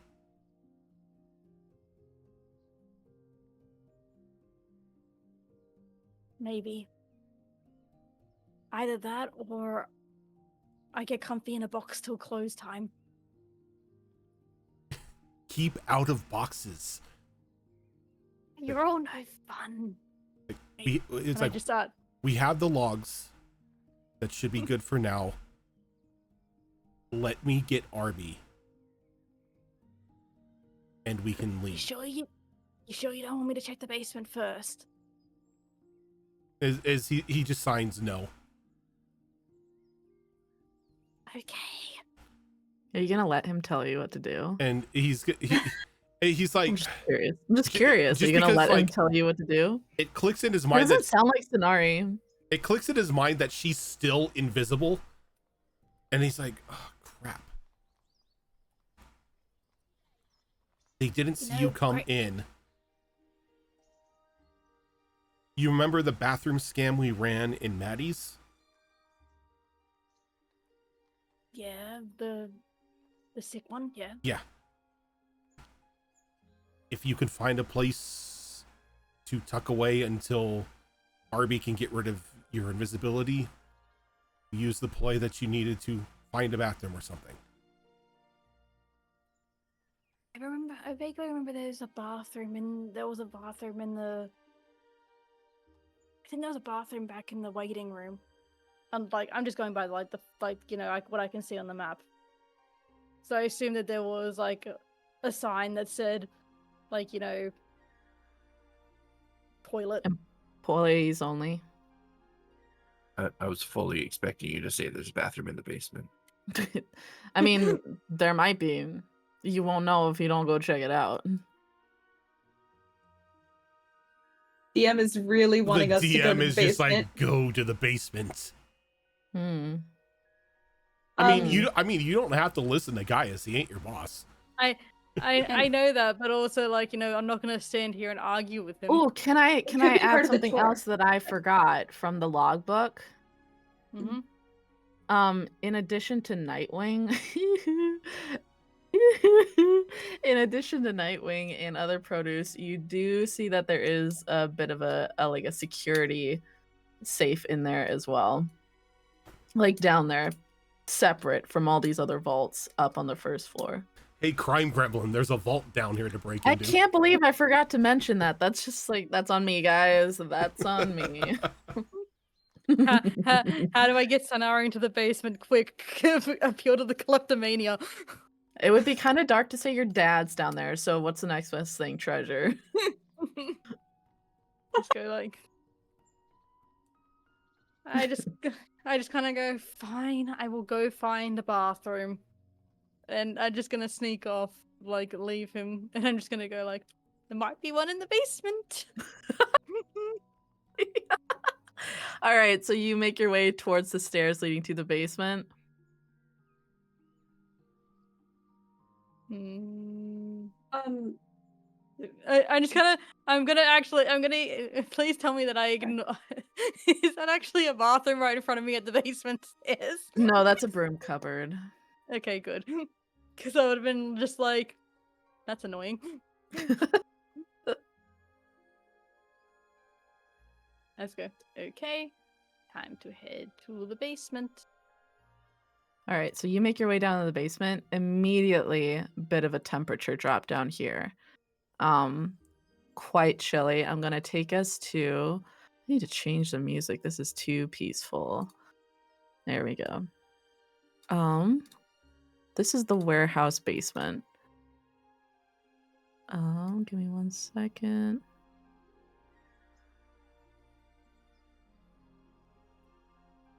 Are you? There you are. Great. So you make your way down here. Okay, Get, but yeah, go immediately, ahead. can I like do a quick check for the booby traps? Of course. I will say that the booby trap check is going to be separate than the actual investigation check, so you're going to need to roll 2. Okay, so this one's for the traps. Mhm. Okay. Checking, so it's investigation to check this, right? Yeah. Okay. So that was a 19 plus 1 is 20. Dirty 20. Strangely, as you make your way down here, you're not sensing any traps. And that's not, I think you kind of infer from just the demeanor of Mr. Whitehouse. Such is the cost of hubris that he just is like, I'm so well guarded, I don't need to put traps down, it's just a hindrance. You don't see any. I'm just like, I know I shouldn't be disappointed, but I kinda am. I understand. I'm just like, God, this Walter Whitehouse is so disappointing. You guys, I'm starting to get a feeling here that this is aimed at me. No, I'm aiming at a Walter Whitehouse, and also Yeah. my latent feelings to Walter White in general. Well, if it makes you feel any better, he's a big old loser, so that's fine. Just like Walter White. Yeah, a bit. So as you make your way down here, give me an investigation check just to kind of check out your surroundings. And are you moving 15. throughout? Okay. You're looking around, you see kind of the walls are stacked with various produce. Not so much produce out here, but like just very utilitarian stuff like tools, gosh, more of what was upstairs, but in maybe finer quantity. And are you moving down here at all, or like, I'm because just this doing is a kind look. of, yeah, this is kind of a raised platform over here with more stuff. Yeah. So I'm just doing a look around to see like what is here, and then I'll say that the word that comes to mind is innocuous. Everything here is very yeah. innocuous. Nothing really worth stealing. It always says it's innocuous, but it's never quite innocuous. And so I'm just like, do I remember like which bolts I said that the Nightwing was, or I'm gonna have to whip out the logbook? You do remember because it's very simplistic, but as you're looking around, no vaults.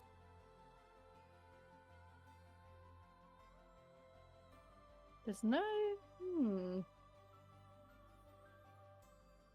Are there torches on the walls? Yeah, there's some torches. Just gonna I'm gonna go up to like the nearest torch here and just gonna see if I can like. Is this a secret lever? No secret lever there. Are you moving further inward?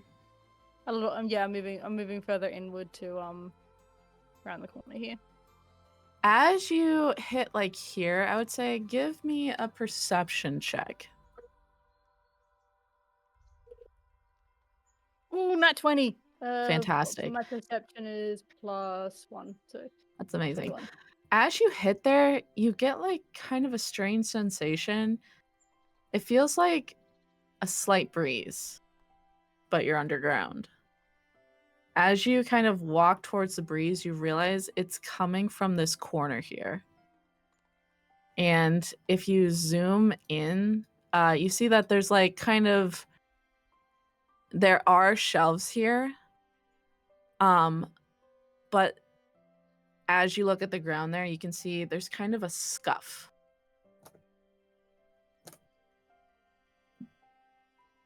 I immediately just look it, and then I just go and look at the nearest torch, and I'm just gonna like, let me try this.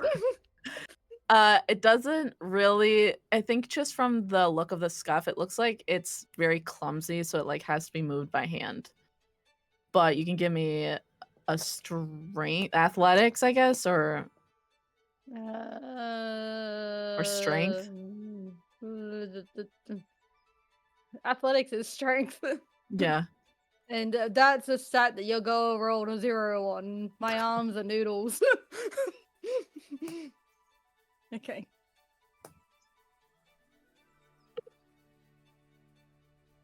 That is just a 10. Okay. I would say as you're yanking at this thing, you do see it sort of start to slide a little bit. But not fully all the way through. Enough that you can kind of,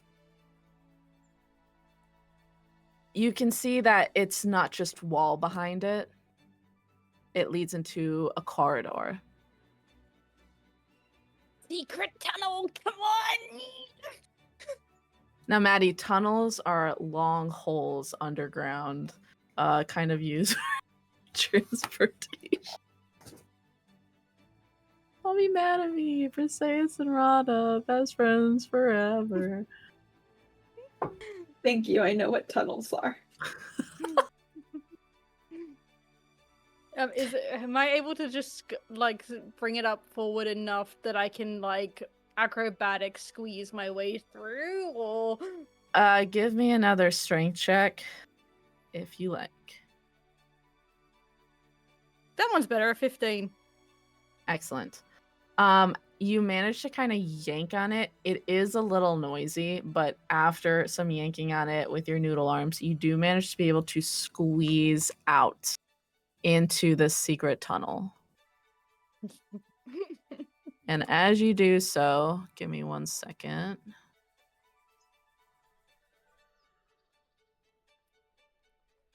Secret tunnel, secret Secret tunnel. Are you going to another map? For Sargenty. Nope. I'm just trying to. Give me 1 second here. Ah. More than meets the eye. You make your whoopsie baby boy. So I'm gonna move you here. And you found, if you want to reload your page, I don't know if you can see that, Rojan, but I got it. okay, perfect. You have found a bit of a secret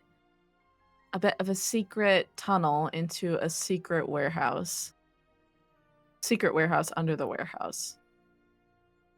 Warehouseception. Bong. Yeah. There is a door there. You push it open. It's chilly down here. And you see a couple doors in front of you, one of which they have little like windows on it. As you look in, you can see several boxes kind of lined up, and they all have X's on them. And the other door, it does not have a small window on it, but it looks like it's got one of those like lever things for like safe, like kind of safes. So it looks to be like a room just with a safe on its own. And then for this door, you don't really see anything there. Just a regular Hmm. door, no window or anything. Okay. So just by looking at these doors, I would like to roll an investigation to see if there's any sort of trap or magical spell, like a magical spell or anything on them. Sure. So investigation. Yep. 17 plus 1, 18.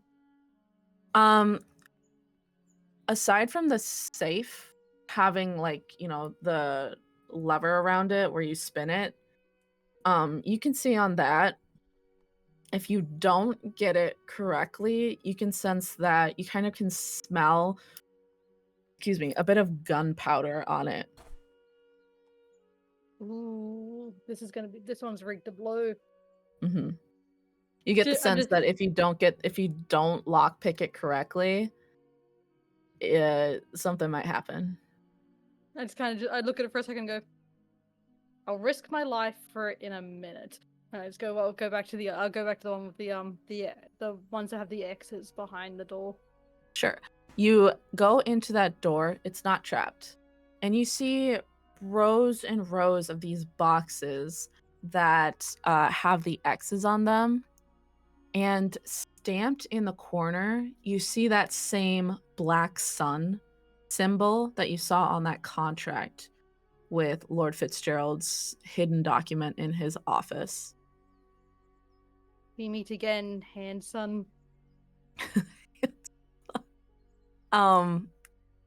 So as you go in, these boxes are kind of nailed shut.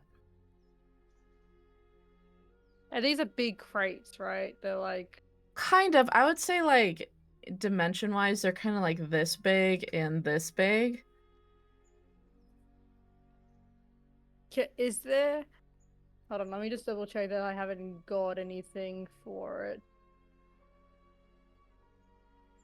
Aha! I reach into my trusty unbig limiter and pull out the crowbar that I have. Amazing, amazing. Do you have to do anything like roll a strength check or something with a crowbar? Do you get like advantage on that or what's up?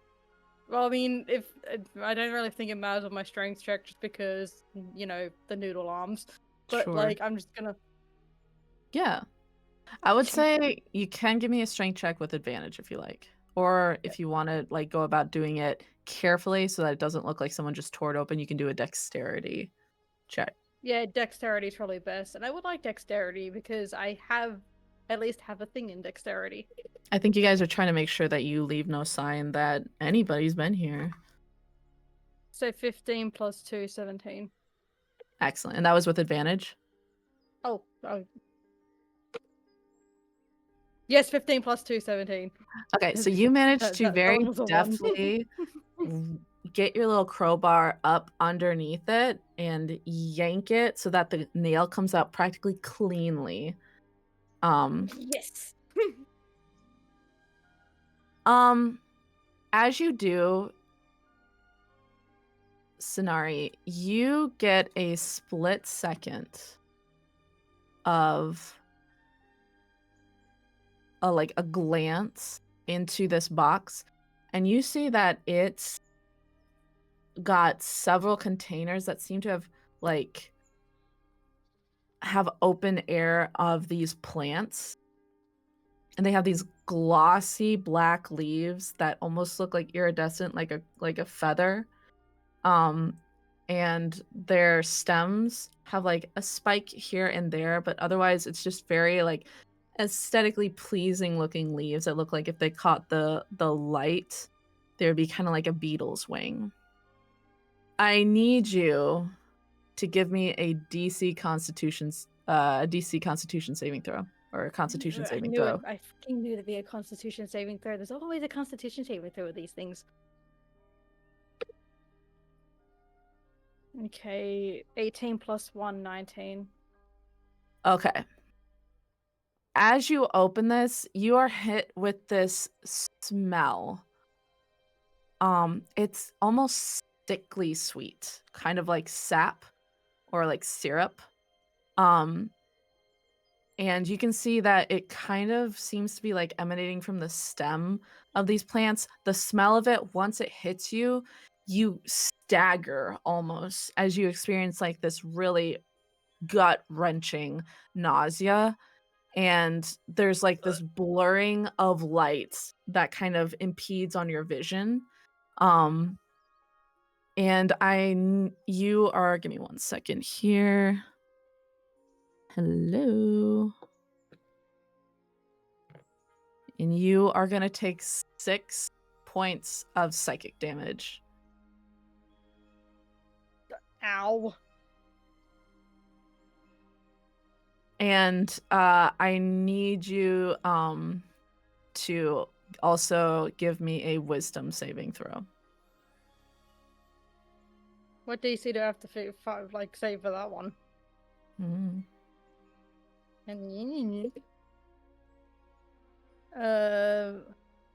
Wisdom? Yeah. Okay, so that was 14 plus 5 plus 1 15. Meets it, beats it. You manage to wrench yourself away from it and kind of you're on the ground kind of heaving like you're about to puke. You get the sense that smelling or touching this is going to be more of that really unwelcome sensation here with the Nightwing. Okay, this wasn't a great idea, and just stop it back down. Okay, you stop it back down. Are you still in the room? I mean, I'm I'm just gonna take a second to breathe. Okay.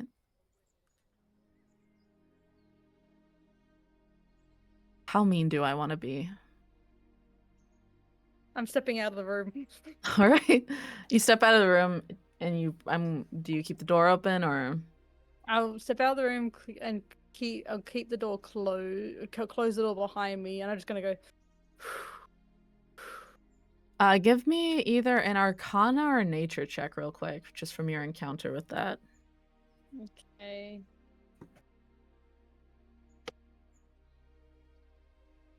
Please tell me I know something about the Arcana or Nature. 14 plus 1. Well, plus 1, 14. So it was a 13 plus 1. Okay. You get the sense that, like what I said, smell or touch of this thing is partly what makes this thing so dangerous. You get a sense that this is not normal. This is almost like an aberration. And you also get the sense that as long as you're not touching it skin to skin or inhaling its scent, you should be okay. Okay. Just need a second. I'm just gonna open up my inventory. See, like, does my costume have gloves? I would assume so. It's kind of like I'm very just like- ladylike to have gloves. I'm just like, I happen to pull out the gloves that I had for like the dance at the ball. Yeah. And I just go, oh, fuck it. And I just go, but let's see, what have I got in here? Oh, I've still got Gaius's blindfold, so I'm gonna put that around as like a makeshift mask. I'm just like, yeah, this'll do.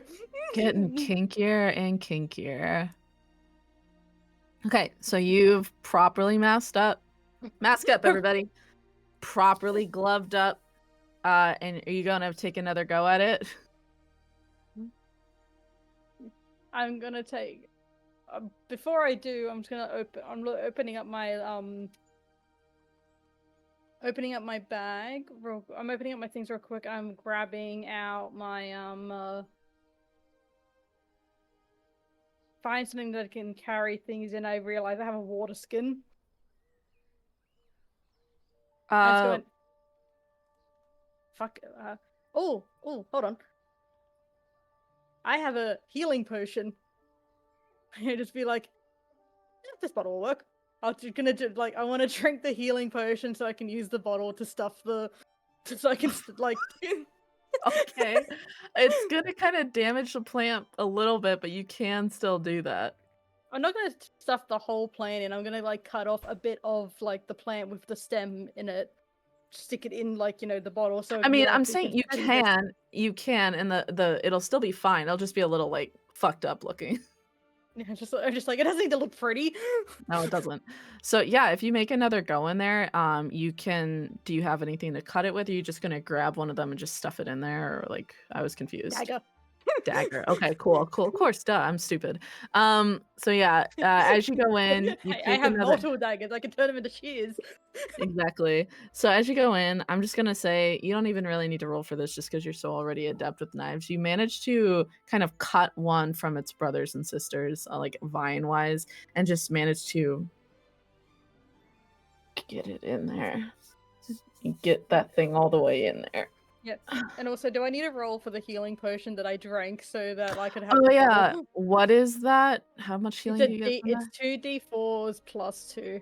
Yeah, go ahead. So, and also, like, I did take a fair bit of that damage. Yeah, 6. 2d4. Where's the pyramid? There you are. Okay. So 3. That's a 1. So 3 plus 1, 4 plus 2, 6. Okay, cool. So you get your 6 health back that was taken by the Nightwing, and you managed to stuff that thing into your health potion. It has a bit of its like sap that's left over the rim, but you put the stopper on it. And you are stood there in a secret basement in this warehouse in a room with Nightwing. And I think we're gonna have to take a break there, but when we come back, we'll see what you do next. But we're gonna just take a break right here. I wanted to be known that I've like went into my character sheet and I changed the typing of the healing potion to bottle o Nightwing. Okay, sounds good. Well, we'll be back in just a couple minutes. I'm actually gonna get myself some ramen because I'm hungry. Yep. And we'll see you in a little bit. Yeah.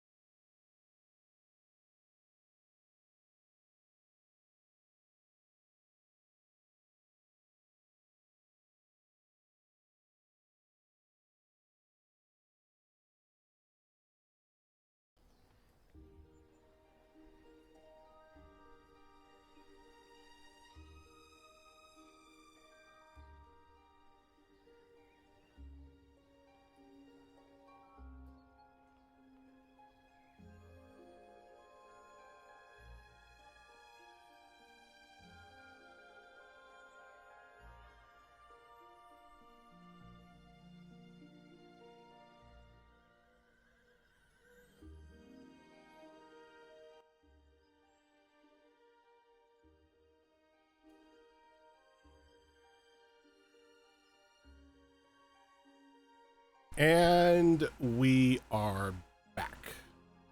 Excellent timing. I saw that. Finished. I saw that jump when you saw my camera come back on. No, I was watching something very good, and then I finished my ramen. Looked there. I'm like, oh, they're back. Let's go. So this is great. Hello. Hello. Excuse me. I have to burp. You're so lucky I muted myself for that. It would have broken the sound barrier. Okay. I got some hot and spicy ramen in my belly with some frozen mango. I'm feeling real great. So, oh, it's really spicy. As we left off, Sonari had just found an actual specimen of this nightwing plant that has caused all of this pain and misery. What are Gaius and Madeline doing? I just want to check real quick because I think they're just probably consoling. Yeah, I think they're just too. keeping with the guard, making small talk until Arby I comes think back.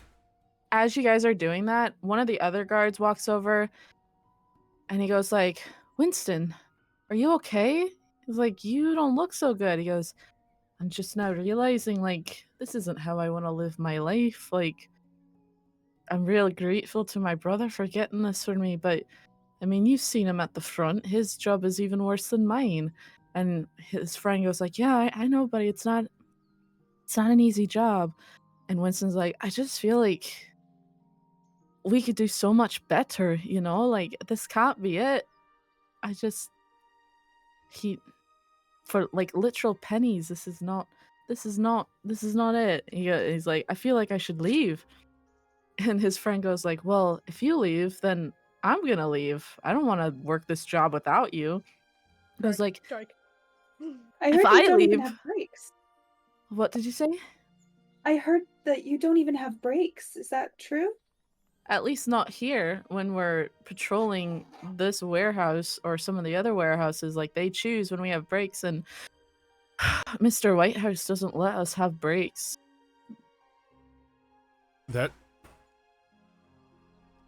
That's awful. well, I know. if you two leave, and he reaches into his coat and he pulls out one of his cards and he hands it to them. Let me know. I'm going to need employees in the short future. And the one guard goes like, that's very generous of you, but listen, I don't think we need to necessarily like leave. Like, we could talk with Mr. Whitehouse and ask for better pay and maybe a lunch break or something, and maybe a chair to sit on. So he goes, I went to see the doctor and my plantar fasciitis is back. He goes like, you're right. Like, if it's one person that goes, like, possibly nothing can come of it, but if we all go, I mean, I know that my brother will definitely back me up on this, and I know you will. And it can't be hard to get, you know, Norbert and Michael on this. Like, they're not happy here either. I was like, yeah, we could really do something with this. Absolutely. You know, there's more of you than there are of him. You keep this warehouse running. You keep this warehouse safe. It's only right that you're paid fair wages and have, you know, and have a place to sit down when you're hurting and go on breaks, you know, especially with your plantar fasciitis. I know, it's been really acting up. And then Mr. Whitehouse will just leave early some days, and he gets just the big, same fat paycheck, and we don't get anything. And we're the ones making sure that all of your stuff is safe. And they're like getting Absolutely. riled up. They're like, the sad guard, his name is Winston. He starts standing up and he's like not crying anymore, and he looks like fired up. He was like, I think we could actually I might go and grab my brother for this. Like, we might actually be doing this. And Gaius is gonna smile. He's gonna like grasp him on the shoulder, and he's like, only you are in control of your destiny. Do not let anyone hold you back. And I'm gonna give him bardic inspiration. Yes. Like, listen, sir, I've forgotten your name, but I will never forget it. And he turns and he starts going up the stairs and he's like, go get my brother. And he's like, right. And the other guard like runs outside and like opens the door. And he's like, Nicholas, like, get in here. And he goes like, what? He goes like, get in here. He's like, me. He goes, yeah, come on. We're talking to Mr. Whitehouse. We're gonna get a better job. He goes, about time. And you hear like the other guards are starting to come in. And they're all stomping upstairs. Sinari, what are you doing while all this is going down? Well, firstly, I just want to say I quickly googled what plantar fasciitis is, and fuck, that sounds like it hurts. And Yeah, I actually got that from working at Target. They work you like dogs. Jesus. Yeah. Yikes. Yeah. No, all my mum got was oh fuck, what's it on the veins on the legs that pop out. Varicose veins. Thrombosis? That's Or it. Yeah, varicose? she got varicose veins from like working in retail for like 20 years. So Oh, I've no. been very terrified of working in a job. Like and then when I was like about 15, my mum said, "You have my legs," and I just kind of went, Oh "No, no. I'm not working in retail. I'm Yeah. not working a job where I have to stand up all the time." Food service Yeah. has absolutely destroyed my body. My orthopedic was like, hey, you can't work your job anymore. You need an office job. I'm like, No, I had to leave Target Awesome. because like the drive up, not only were they making like you weren't allowed to sit, you didn't have any chairs back Mhm. there while you're waiting for drive up orders to come through, but they were starting to make it like we were a test Target, and they were starting to make it that not we had to like bring out Starbucks drinks, and we also had to process returns out there as well. And I'm like, fuck this noise. Like Yeah. fuck all this. And then like people will do the double tap thing, meaning Mhm. like that affects our numbers and we get yelled at, but it's because people don't know how to fucking do the drive up. Anyway, I'm getting off track. Union, let's sorry. fucking do this. We're Yes. striking. Let's go. And like everybody's stomping Let's focus upstairs. back on the unionization. Yeah. Can So I hear them stomping from where I am? I'm just going, what the? maybe. Probably not though, because you're like in that fucking Yeah, secret tunnel. secret tunnel. Yeah. True. What are Sargenty. you doing next? So now that I've taken that piece of Nightwing and I've just like got my bottle of Nightwing, I've just Mhm. stuffed it in like my stuff. I'm gonna go, right, I probably could go back up and like be where we agreed on. And I just turned to look at the safe. Sure. Am I good enough for this? I will say it's Yes, a I very am. high DC. Is it? I know you probably won't tell me exactly what it is, but it's like, does it have to be higher than a D20? Well, what do you add on to your, what is it, sleight of hand, I believe? Sleight of hand is +4. Did you get a bardic at any point? No. No. I will say it is a DC 25. Okay, then not going to try because I cannot reach it. But I'm just gonna I would just kind of go. Do you get like anything added on with your lock picking tools or like anything or like what's up or Okay, let me take a look at my. Fox, what was the 5th edition rules for the use of tools? Yeah, I just want to make sure because I don't want to just say no. Well, as far as tools go in 5th edition, if you have proficiency with a tool, then you add your proficiency and the stat, which oftentimes is just equal to something like sleight of hand. But where tools come into play is they allow you to do things that you might not otherwise be proficient in. So like somebody that isn't proficient in sleight of hand, but is proficient with lock picks, will have a better chance of picking a lock than somebody that's just proficient in sleight of hand. Okay. It's not.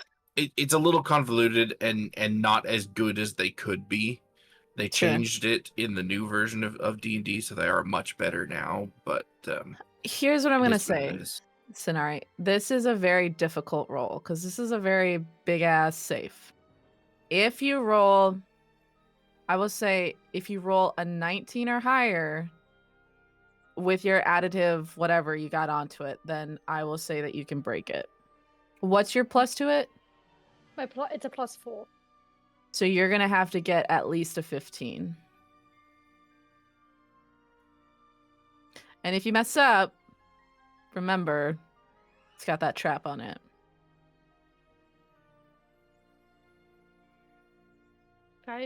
If I mess up, I explode.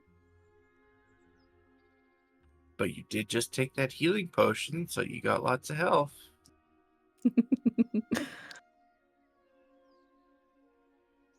I want this to feel earned. Fuck it. Come on. If I fail, at least it makes a good story. I got a 16. Okay. +4, that equals a dirty 20. 20. Your God. hands are so sweaty that you're afraid you're gonna slip on this combination thing.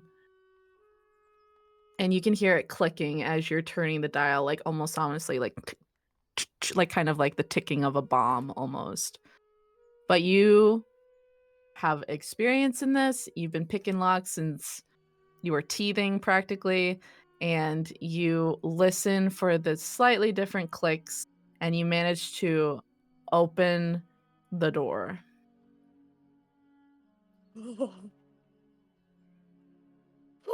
That was close. Going inside, can I actually see what the trap that would have gone off if I gotten it wrong? It was like a straight up gun. Can I snip the wire for the gun so that it just If you want, you can just push it so it's facing the ceiling instead of aimed right at the door. I just go Yeah. I just go, hope this is to Walter White's office. Or the White House's. Okay. Yeah, it was like a straight up gun, rigged to blow. Yep. So Okay. I'm just gonna. But it's basically so that if I can't get everything I want and we come back later, I'm just like, well. Anyway, so what have we got in here? Okay. As you go in here, you notice that there are some very interesting looking items. One of them, maybe not so interesting to you, but one of them is a book, and just from a glance at it, you can see that it's a spell book. But to anyone else, it kind of looks like really, really graphic romance fiction shit. It's disguised that way. I'm just it's gonna impress someone in the group, and it's gonna be one of two people. Yeah. So you can, I'll say that if you want, you can grab stuff and just put it in your pack, but I'm just kind of listing off what's in here. One of this is a magical spell book that kind of has a hazy vision. Oh, okay. I'm going to it's a hazy vision over it, and it looks like romance, but it's actually a spell book. Secondly, it's gonna be a little bracelet of blue kind of glass beads, and off of it is hanging a little silver heart. Another thing are these gloves that go all the way up to your elbow, very debutante, and they're black. Secondly is a very cool cloak. It's black, and it's kind of got at the bottom kind of got a cut, kind of like a Batman cloak. So it does this cloak, can I immediately arcana check the cloak? Is there anything magical about it, or does it just look cool?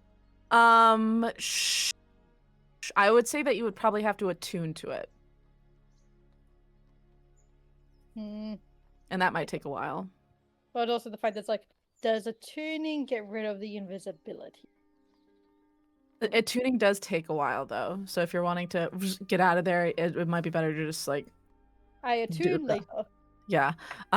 There's gonna be this sort of shirt that's made up of all these interlocking little silver chains, sort of like an armored shirt, but it's very lightweight and very beautiful. It's kind of iridescent almost.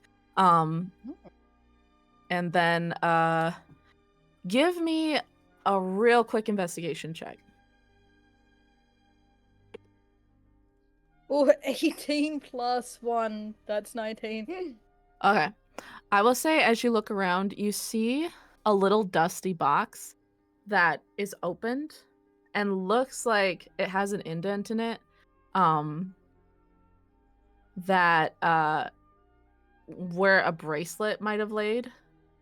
But it's empty. But as you look closer, you see that there is a little sundial thing on it. Hmm. And Puzzle box. well, no, it held a bracelet at one point, but Mhm. it doesn't. Like the satin thing is just empty. But on the like opening part here, it has a little like diagram of like a little sundial. And as you look down at your wrist, you look at that bracelet that Gabriel gave you, and it's the same sundial. Gabriel. What? I'm to be like. At least now I have something I have something I can put the sundial, put the bracelet in while I'm not using it. Click. In we Yeah. go. And that's everything. So you can converse with everybody later about what you found, and they can all choose to attune to it or not, but that's everything that's in this room. Okay. So I'm just go. Zink. Alright. I just Okay. go. Oh, what a profitable expedition. Let's go. Alrighty. Are you going out the way you came from? Don't like. Or just like I could go the other way, but I have a feeling that we're probably going to be coming. I'm probably going to be coming back here at some point. For like there's no way that they just need one stem of Nightwing. They always need more. So I'm just going to be like, I'm going to like slip back out, and I'm going to try and just push it back to make it look like that no one came down here. Yeah, sure. You can slip it back easily because once it gets in the grooves, it kind of just swings back into where it's supposed to be. And you make your way upstairs. Yep. As you make your way up the stairs, you can hear like the pounding of shoes and like voices raised, like talking about like better wages, mandated breaks, pay your workers and all that stuff. And some like a little more vulgar, like pay your worker, big old fucker, stuff like that. But as you approach the ground floor, you're still invisible. And you see like all of the workers seem to be going upstairs to where Arbelriel and Mr. Whitehouse are. Arbelriel, as you're in there and he's going through the contract still, you can hear pounding of feet on the catwalk. And then you hear like a banging on the door.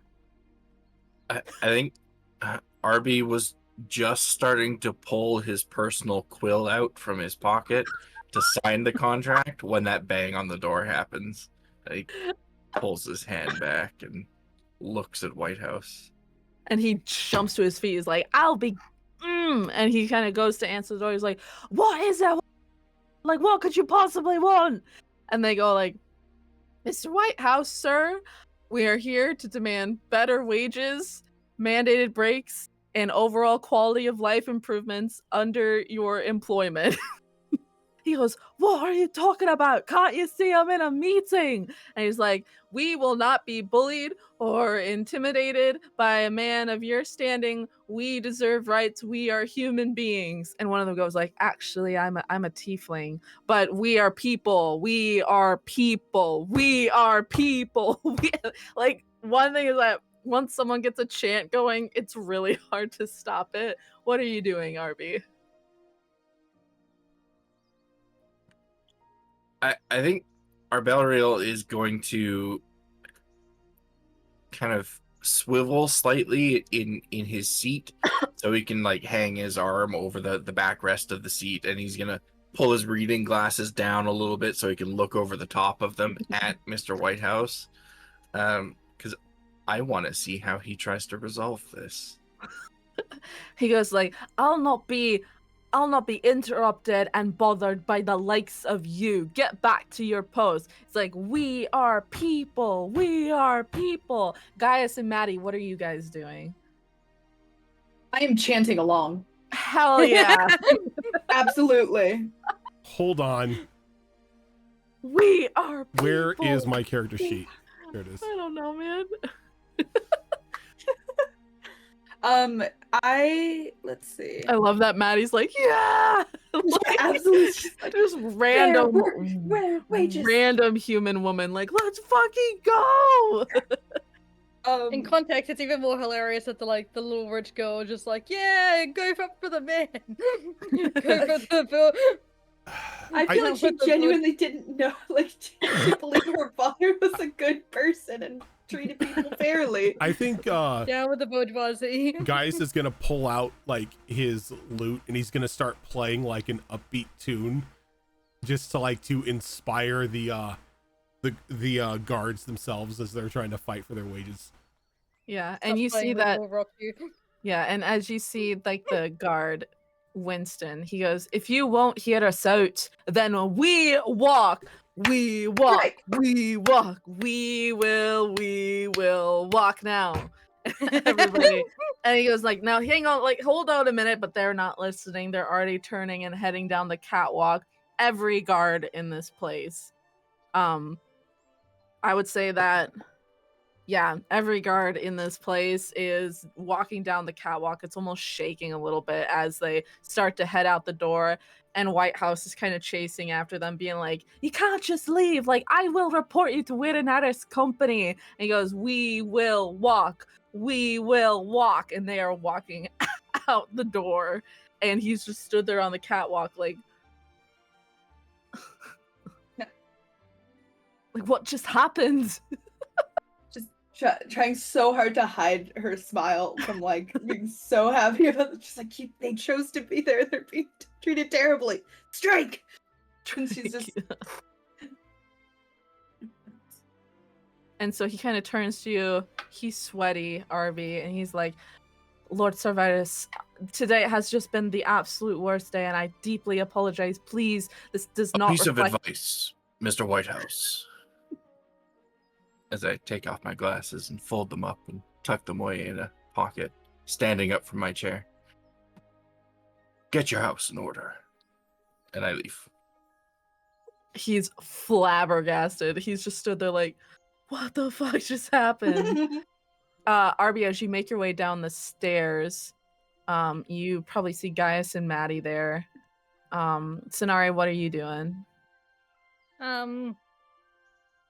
I'm seeing everything go down, and I'm just kind of like, they've started a revolution. Good on them.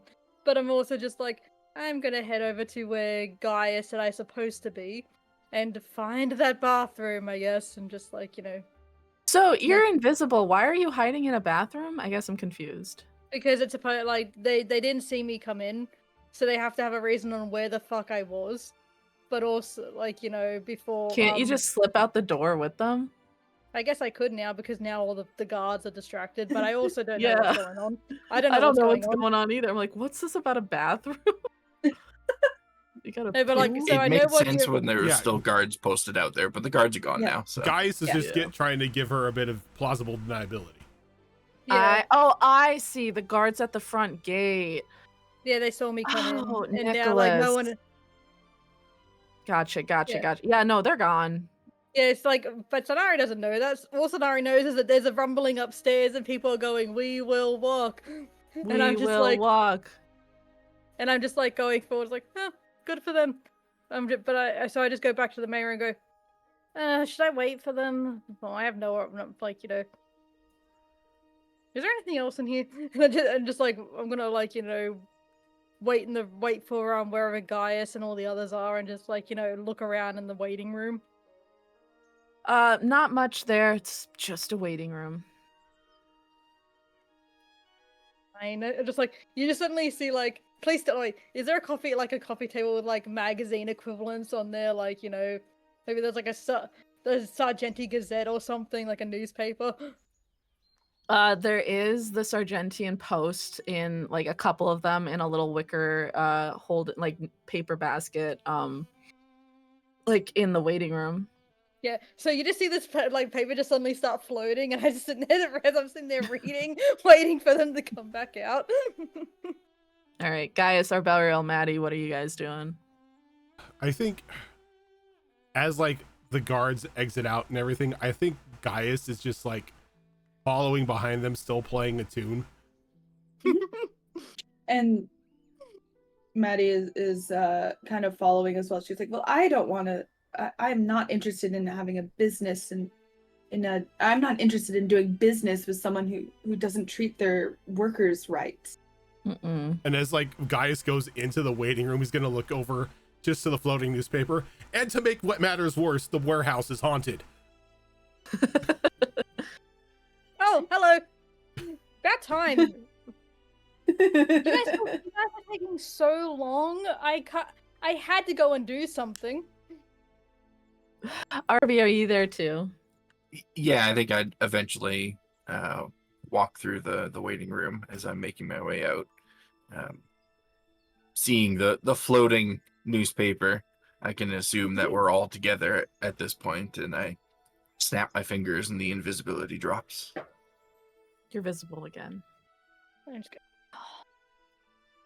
That is such a handy spell. I need to get something that does that, but preferably one that lets me like do things while I'm doing it. There is such a thing. It's a little more involved, but unfortunately it doesn't last quite as long. It never does. It's always a downside, kind of. We can't have nice things. Anyway, I just close up the newspaper, put it down. So, do you want me to tell you about the cool things I found while we're here, or should we leave first? Let them handle their revolution. I think we should probably leave. Maddie and I may have caused a strike to just happen, and I want to be as clear from here as possible. This was your doing. Good. Look, all I Of did course it was. Intentionally. look, all I did was I made a little illusion of smoke coming out from underneath one of the storage doors, and the guard had an existential crisis, and one thing led to another. And This I may is have the- mentioned. Go ahead. This is the best thing I've heard all day. I may have mentioned that they don't get breaks when they were talking about that they work for pennies. And I may have also mentioned that there's more of them than there are of him. But it's fine. Let's go back to Gaius's apartment. And Yes, I take let's leave. Yeah, and once we're like decent amount, I drop the disguise as well because I was Maddie on the cart over here. I should be Maddie on the cart going back. I just go like, Maddie, you would make a fantastic IS member with that sort of philosophy. Let's go. The only issue is that I don't like being threatened with death quite as often as you do. No one likes being threatened with death. You just get used to it. So, funnily enough, not many people take it to kindly when you ask for things like equality and being nice to each other. I don't know. I would like to pick your brain one night. Okay, so You you can guys try. you guys can walk freely out the front gates. There's no guards there. And you're out on the street in the warehouse district. Flag down a McDonald. A McDonald comes around the corner as they do. And it's just a young man. And he goes, "Good afternoon, lads and sirs and ladies." He jumps down and opens the door for you guys. And where are we heading? Gaius gives him his address. Very good, sir. Closes the door very gently, hops up into the carriage, and starts heading towards your house. What's this one's name? I don't know. You should ask him. Thank you for picking us up. May I have your name? My name is Zonald, ma'am. And then, like, immediately, you can just tell everyone immediately. Just relaxes. Oh, yeah. All right, we're not in We're a shady taxi cab here. We're good. We're good. Okay. You guys arrive at Gaius's house. Maybe about half an hour later. I'm gonna say probably about 2:30 right now. And Zonald gives you guys a low bow as he opens the door for you all, and he heads out.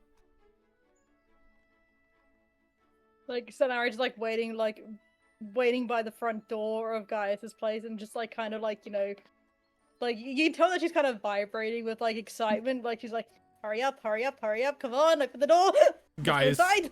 guys just like reaches into his pocket, unlocks the door, pushes it open, and steps aside because he knows he's gonna get barreled over if he doesn't. Yeah, and just like I just go zoom. And now I'm just like standing in the living room, just like waiting for him to like let everyone in. Just like, come on, come on, close the door so we can talk about the cool things. That one's got so much energy. Reminds me of my friend's puppy. I'm not gonna bark for you. That's gonna cost you money. Gaius shuts the door and locks it on the other side. Okay. Immediately pull out the bottle. I'm just like, Nightwing. Oh dear. Okay. Was that in the basement? Yes, Where in the basement? behind the secret door to a secret tunnel. There's Today has been fantastic. And I also just like open up my bag and just like pretty much bring out everything. I'm like, and I found a safe.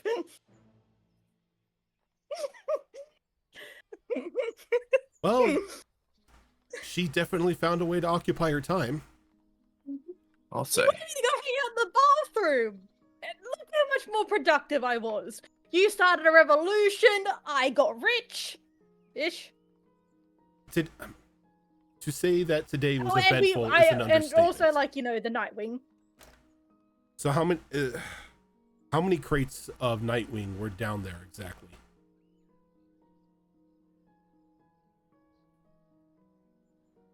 There was a lot. I cannot remember exact numbers, but More than one, less than 10? But and then I just like open up my car cloak. Think this logbook will probably tell us how much there was. You took the whole book. I thought you were just going to glance at it. Dude, do you know how bad my memory is? And like, there are so many lots in here. Look how much, like, I just kind of flick the pages, like, look at how much information. You want me to remember this? To be fair, Arbeliel, a missing logbook is the least of his concerns right now. I suppose it is now, yes. I mean, look on the Thank bright you. side. I want to thank you for that, by the way. He's going to take a while to notice the logbook that's in his desk is from last year. Not to mention, lack of guards means the eyes may be able to get inside now. Oh, the eyes is definitely getting their hands on this logbook now. Oops, This is going straight to them. I figured that's why you took it. we definitely can't give it to the wings since, well, we stole it. And also, like, what the wing's gonna do? Nothing. They're just gonna be like, this is interesting, and stuff it away and forget about it for 10 years. Might I suggest we hold on to it for now? Well, for How do we make a now, while copy? we're doing it, of course, we need it. But, like, when we're done, like, this is a lot of information, and the eyes haven't been able to get inside. So, I don't know how, but... Geist is going to walk over. He's going to take the logbook. And he's going to go over to his desk. He's going to take out another book. And he's going to start copying. He's going to start making a copy of the pages that have the information of the Nightwing shipments.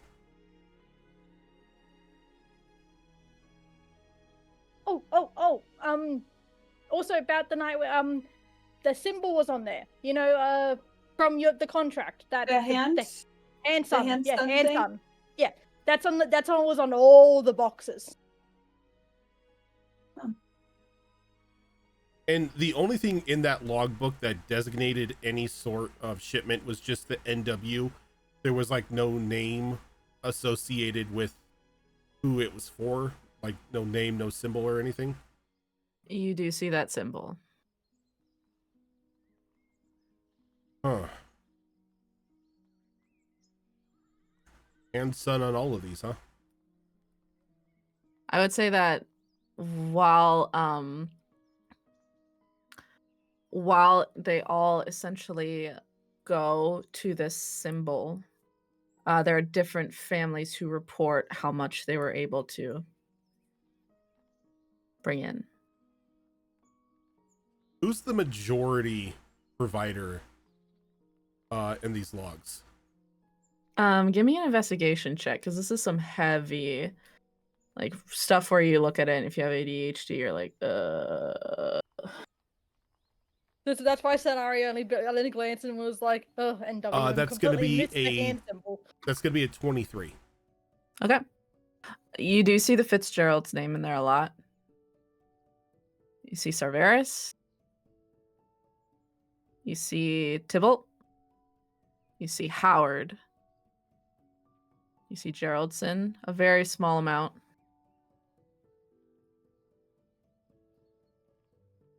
You do see, as kind of like you go through a little bit closer to like the more recent dates, you do see Tuft in there.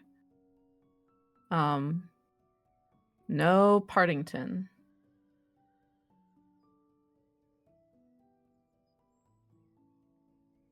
How many times is Arby's family and my family like shown on here compared to Maddie's? I would say maybe only slightly less than Maddie's family, just because her family goes in a lot for like teas and whatnot. That's like their main business. A lot of those leaves are found in the forest. Arby is his family is more widely spread. So they do lumber, they do ironworks, they do, leather, etc. A lot of different stuff. So it's not quite as much, but they do still go into the forest. I would say like comparatively, maybe only just slightly less than Maddie's. And then since your family is mainly with the Navy, they do go into the forest for lumber, I would say, just to help with like kind of the production of these Navy ships, making them. You need to go into the forest for lumber. While they're there, it's kind of like they also do pick up some Nightwing while they're there as well. So I would say like probably Maddie and Arby are about here. Maybe your family's a little bit down here a little bit. But they are participatory. And he's gonna turn the book around. He's gonna point this out to both Arby and Maddie. It seems the three of our families are very high in the import of this plant. I think we may need to have a discussion with the respective heads of each family. And say what? We stole this information. I'm not showing them the logs.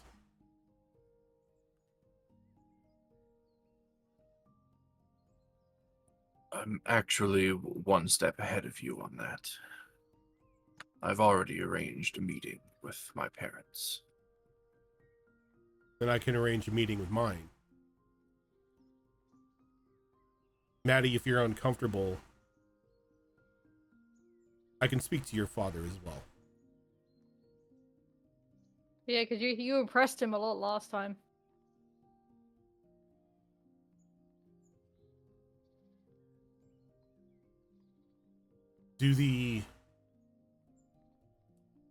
He's gonna look over the Arby. Are you going to need a copy of these records as well? I don't think so.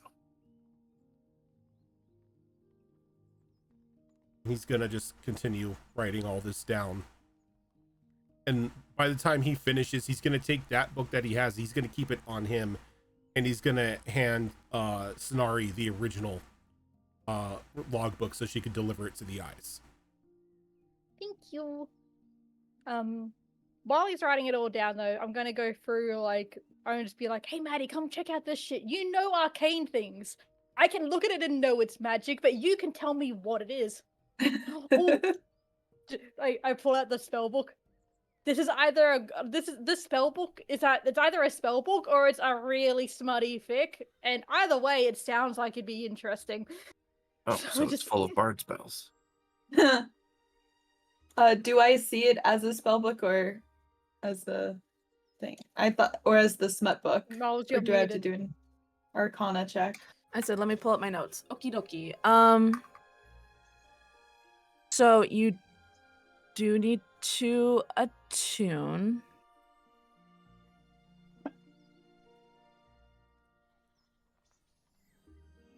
which would take about an hour.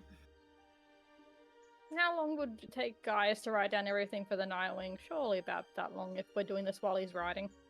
Yeah, he writes really slow. And a So lot of information. So. slow and also steady though. So that's how you perfect get the good penmanship. hits. Exactly. Arby, what are you doing? Sorry, Arbelriel, what are you doing?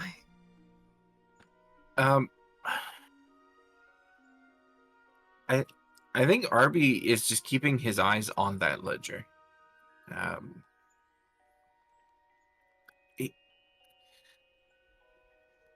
He is really hesitant to let it fall into anyone's hands other than our own.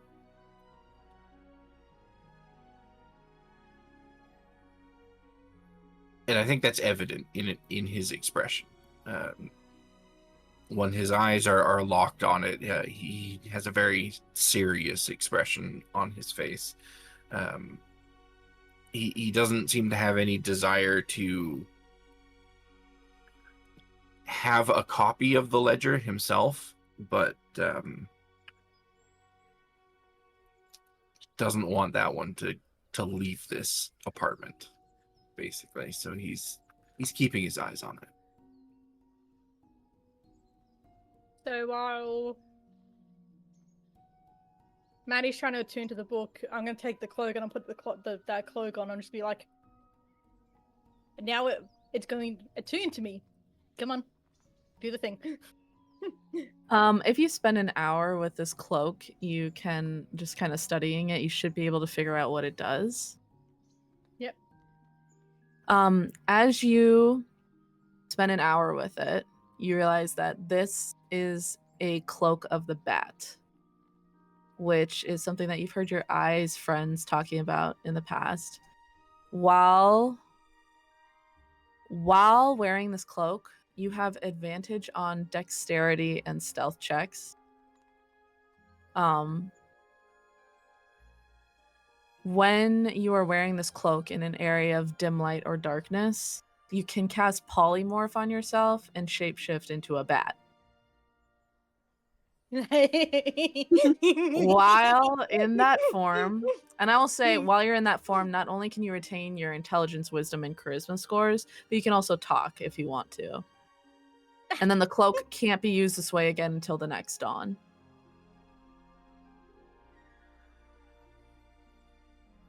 I was gonna go. We don't know. Do we have any plans on going somewhere tonight? I know we have like a birthday party tomorrow or something, but do we have to go? My plans are to just make a copy or two of the information, just to be safe. Right, be right back. I'm just gonna head to his closet, like, you know, where it's gonna have like no light, and then close the door so I can, because I just like, I'm gonna test out being a bat. As you're in there, you can cast polymorph on yourself, and you feel like a little tickle down your spine, and you feel yourself shrinking and like little tingling needles kind of pricking at your skin as you realize that's fur growing out of you. And you feel your fingers kind of elongate into, and then like web kind of like webbed leathery skin kind of spreading between them. That's your wings. And then you're a little bat in a room with a it's like a little closed fruit door. bat with the big eyes. Yeah, you're a bat in a room with a closed door. I can still talk though, so I'm like, Maddie, come in here, Maddie. Is the door stuck? And the side. Open up the door. Yeah, I opened up the door. And then Maddie, you see, you hear Sonari's voice, but all you see is a bat like diving towards you. Like she screams. She was not expecting a bat randomly, so she screams for a moment in shock. Like, Maddie, chill, it's me, Maddie. Look, I'm a bat. Gaius, Arbelriel, how do we? Are you okay? How do we fix this? Oh no, it's fine. It's the cloak I got. It made me a bat. All the time? No, I don't know how to turn this off actually, but I'll probably figure it out. And it's just like, okay. if I go into an area that has a lot of light, is it going to turn itself off or? Oh, you just have to be in dim light to be able to cast polymorph. Yeah. Dim Okay, light so or I'm just gonna- darkness. yeah. So I'm just gonna like fly out into the room and go, "Hey guys!"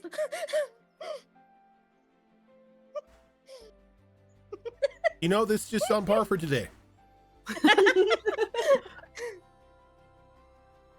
Maybe it'll burn off some of her energy. I'm just gonna fly back down over to like my little treasure trove that I've left on the desk. Go right. What's the next thing?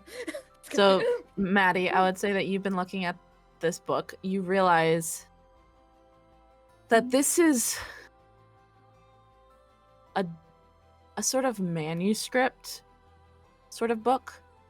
And as you study it more, you see like the cover of it changing from like some ripped half-orc barbarian with an open like blousy shirt and this like really busty sort of maiden like all over him. No longer. Instead, it appears to be kind of like a magical spell book.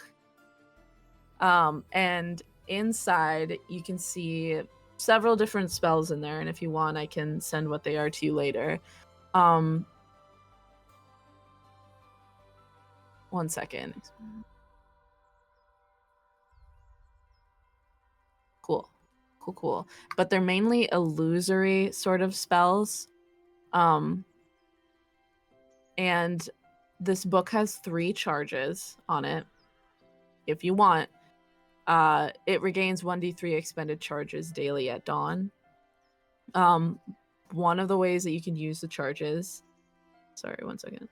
One of the ways that you can use the charges is if you cast one of these illusion spells, when a creature you see makes an intelligence or investigation check to discern the true nature of an illusion spell you cast, or makes a saving throw against an illusion spell you cast, you can use your reaction and expend 1 charge to impose disadvantage on the roll.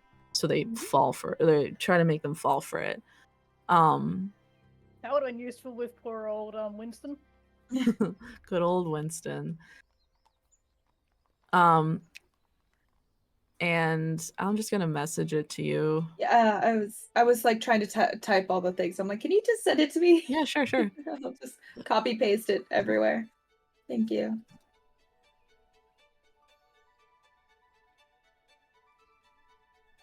Yay. Okay, but all of that kind of fills your mind as you are reading this, and you're like, ooh, magic. Very cool. Very cool.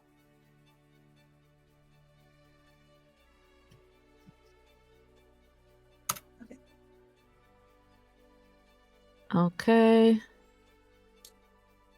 Is anybody else checking out any of the other items? There is a charm. You're gonna have to probably maybe drop your bat form if you want to do that. I just go, fine, no bat.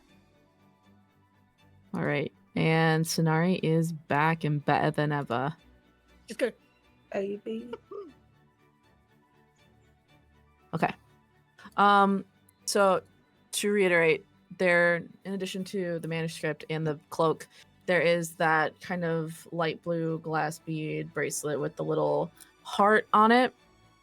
There are those long kind of black gloves, and they look like like unisex, like anybody could wear them, but they just look sick as hell. And then there is that kind of chain link shirt that's very light, as well. I'm gonna look into the bracelet to see what there is, and I'm gonna hand the gloves to Arby and go like, here, maybe this has something to stop you from sticking your hand in things where it shouldn't be. It was one time. Yeah, and look how fucked your fingers are from it. Look, take a look. Come on, Magic Man. I'll look at the gloves. Okay. I would say by the time you start on your second items, it's around 3:30 right now. Gaius, are you still copying, or Maddie, are you gonna check out the Elven or the shirt? Yeah, I'll check out the shirt since Cool. I've already attuned to the book. Cool. Yeah, check out the shirt, Maddie. Something tells me about it that it might be elven in nature. Oh no. As you check out the shirt, you do realize it is an elven chain shirt. It's like kind of armor. It's medium armor. You gain a +1 bonus to your AC. When you wear this armor, you're considered proficient with it, even if you lack proficiency. It can be worn underneath your clothes. And yeah, so it just adds a +1 bonus to your AC. Nice. Not bad. Yeah, not bad at all. And also, it looks very good. Very beautiful. If you're checking out the charm, I was typing too fast. This bracelet has 6 charges on it. You can use an action to expend some of its charges to cast one of the following spells, and greater restoration or lesser restoration. And once all of the charges have been used, the charm vanishes from you. So it's kind of very much like not healing, but kind of removing any sort of issues. Convenient if someone got poisoned or cursed. Mm-hmm. This would be something we should definitely keep. I'm just gonna I've got Gabriel's bracelet on one hand, and I'm gonna slip the greater lesser restoration on the other. Okay. Let's go. And then I've never been one for jewelry, but now I've got so much of it. How many things is one person allowed to attune to at once? 3. So you already have your. Well, was that attunement? Give me 1 second. I can't remember if the thing he gave you. I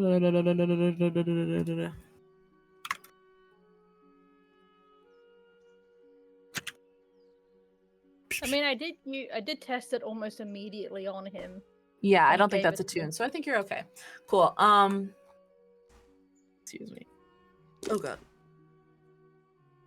Hello. Okay, so then our Belriel, as you pull these gloves on, and as you're kind of sitting with them for a bit, kind of feel yourself sort of get wrapped in this sort of warm embrace, and almost fills your heart with like this really warm golden glow. And you realize that while wearing these gloves, you are immune to 100 damage cumulative and can't be damaged by attacks or effects originating from outside. After taking 100 damage, they then will disappear. Damn. Yeah. Damn is right. Damn is right. So you can go touching all the sword collections you want. I know where I'm going tonight. And yeah, so I would say it's around 4:30 when you guys finish this all up. I do have to ask though, What's because wrong? this What is did I do stolen wrong? merchandise. What did I do wrong? What? Maybe I can do like an insight check or something to determine this. What do I feel like the likelihood is of any of this merchandise being recognized if we're out in the world wearing it? You can give me an insight check if you like. Dirty 20. Okay. For something like the gloves, they're so simple looking. They're just black gloves. Probably something like that you could pull off no problem. The charm, if you keep it out, I mean, it is semi-unique. Might be something better left to hide. And honestly, the same goes for that Gift of Gab bracelet. Because that was technically also in the vault, but Gabriel had stolen it at a prior time. They have long sleeves. Yeah, the Elven shirt, it looks very unique and very expensive. Probably not something you really want to flash. The book, I don't know who you would go around like waving it at, but Yeah, no. probably not. And then with the cloak, it's usually, I don't think you'd have to worry about that. But definitely the bracelets. Sonari's just a walking target. I already what am else is new? anyway, so yeah, exactly. All right. So the sun's starting to set. You guys are all kind of lounging around Gaius's living room, checking out these items, laughing about the afternoon, talking about next steps as the sun's going down. And it's kind of casting a really nice golden glow over the living room. What are you guys wanting to do next? I'm just gonna pick up the bottle of Nightwing and be like, so, I intended to take this to get this investigated at the eyes, find out, like, you know, more about it, unless you guys had an idea about it. Oh, and one thing, to make sure you, like, so you know how all this works. Don't touch the stem, and don't smell it.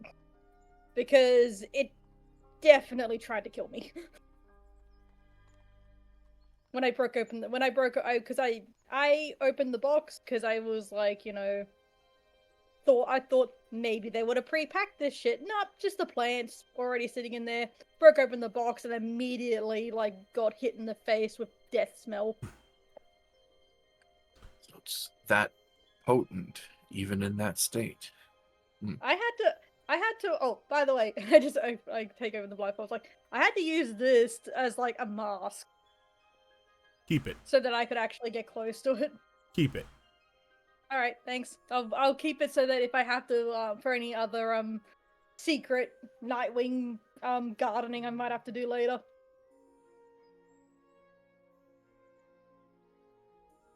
Something like that I could probably use to gain more leverage from people I need to talk to.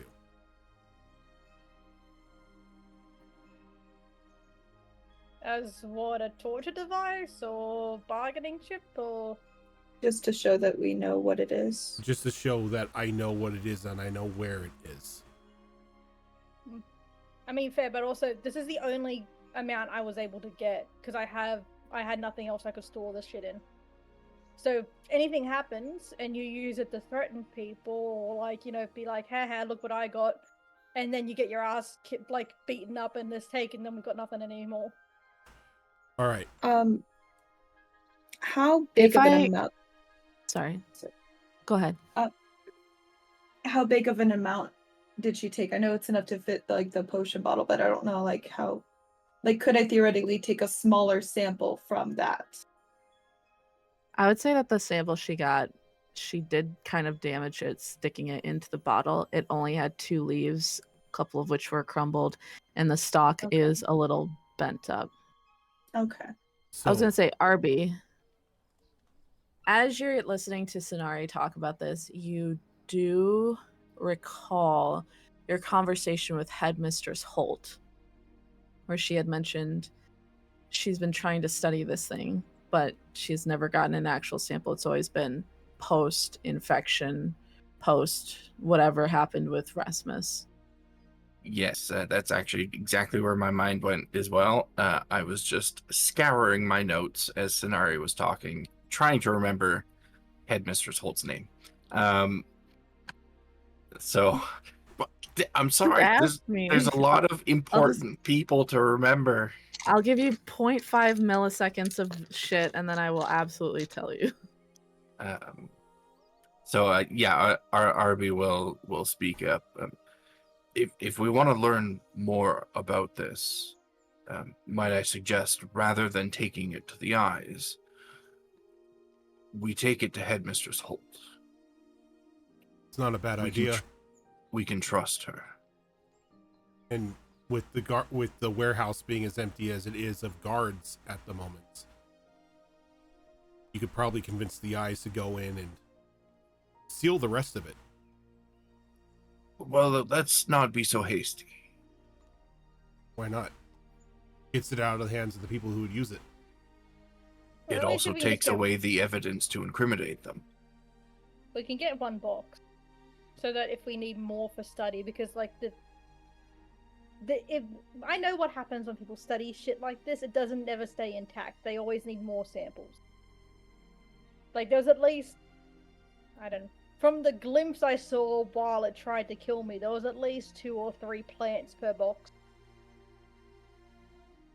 I think You're it muted. would. Actually, I would say there's a lot more. Like, there's probably like 10 or 11 per box. Yeah, but Sainari's also like, she wasn't. I'm going by the fact that like, she wasn't paying attention more. She was trying to keep Oh, the gotcha. contents in her stomach. She could just see there was more than one. I think it would probably be in everyone's best interest for nobody to move on that warehouse, at least for a little while. With the chaos that we left in our wake, I'm going to be honest with all of you. I know the result of those types of uprisings. The intentions were good, I'm sure. But chances are the end result is going to be every one of those guards being fired and replaced with somebody more loyal. Maybe a chance to get people on the inside then. I don't think that's a good idea. He kind of like looks over to Sonari. How many of your eyes members are proficient in such actions? Being inserted into a situation to where they could keep eyes on things internally? You mean subterfuge? Yes, that. Subterfuge for an organization that's mostly made up of rogues. I think that's somewhere in our repertoire. Maybe they can get a couple people on the inside. Are you okay, Mom? Eyes on the inside. It was about something totally unrelated. My friend sent me a stupid fucking video, and I'm embarrassed that I even laughed at it. Let's keep going. Okay. It's Stephen Hawking if he were a skater. Oh god. Okay. It definitely does seem like something that would work, and I also want to put in a thing for the eyes anyway, because we are about keeping and helping the people, and if those people are going to lose their jobs, we're going to make sure they're supported until they can get better ones. We're all about revolutions, and that's what they're trying to do there. So when I go to hand off the logbook, I'm going to make a mention of it. I do have to say, what you have said, your explanation of the eyes and what they do is much different than what I've been told.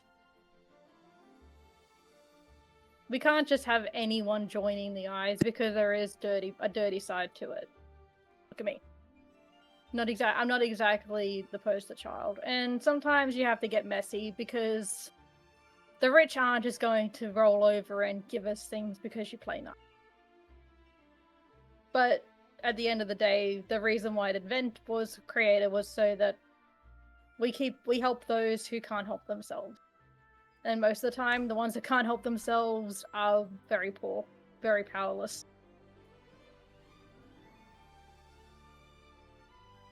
Once again, we're not perfect.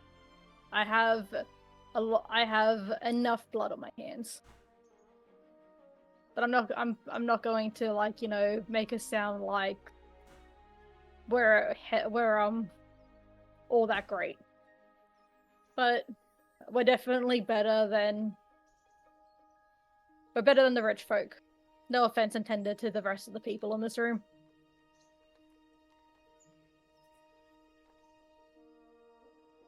I mean, it seems that we are better than our families so far.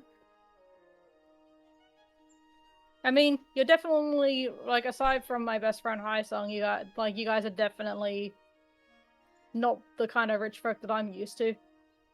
Well, I kind of look at Arbiel, half of you. Out of curiosity, what is the process of joining the eyes? Out of curiosity. Everyone's a bit different. I had a bit of a different time of joining the Eyes because I am considered a legacy member. I have my own father is in the Eyes before me. And I grew up in the Eyes. So joining was a bit so you're different. a Nepo baby? Well, a Nepo baby I'm for just someone who was curious. Nepo baby for someone who was middle management, but yeah. I'm just curious. You're just a little bit of a Nepo baby? Just a little bit. I'm a Nepo baby who had to get my way in there. But That's just what a Nepo baby would say. Like, I know, I still have exactly. to audition and I still have to, like, work my butt off for these projects. Oh, exactly. Like, I know, like, the reason why Sainari can be so, cavalier with Gabriel and stuff is because she feels protected by her father's reputation. I'm not going to, like, hide under that. If it makes you feel any better, you're the Jack Quaid of Nepo babies. Oh, thank you. That's nice. Yeah, for sure. Okay, sorry. I didn't mean to interrupt. Yep. But just, like, I admit that my process was a bit different than it would be for someone who's a complete outsider. But I can find out more details for you. There's definitely some trials, and I can tell you that sometimes it's not pretty.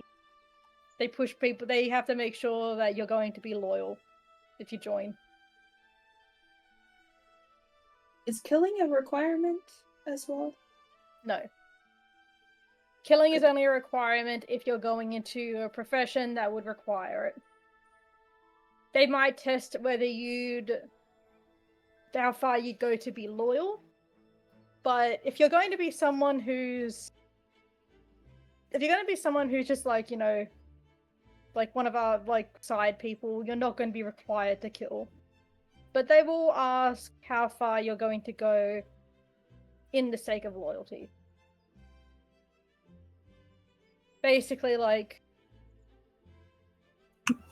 there's no half measures when you're going up against extremely rich, ruthless 1%ers who control a majority of the lives of people they're trying to protect.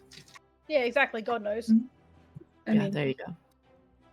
Considering that I already betrayed my father and my family, I'm pretty sure I've already proven. You definitely. That was have out a of heads up on character, that. but it's essentially the You same definitely have a heads up on that, but there is the fact that it could be considered coercion. So the fact is, part of the Eyes is we don't accept people being forced in. It has to be your own choice. So if any choice that you make to choose the Eyes and our mission and philosophy over something like your sentimental attachments, your family, that has to be your own choice. It can't be coercion. So while you helping us out, like, does put you in their favor, we can't hide the fact that, like, your life was threatened to get it done.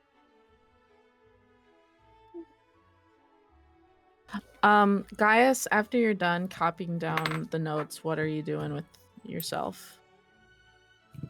I think he's gonna take the books. He's gonna put one of the books, like, inside of his coat, and then he's gonna, like, he's gonna excuse himself and go into his room, and he's gonna slip the other copy, like, in a secret compartment for safekeeping,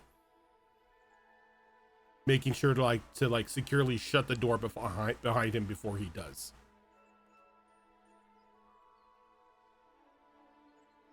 And afterwards, you leave the logbook out on the desk while you do that, or I give the original back to you, and then I hide one of the copies and I keep the other one on me.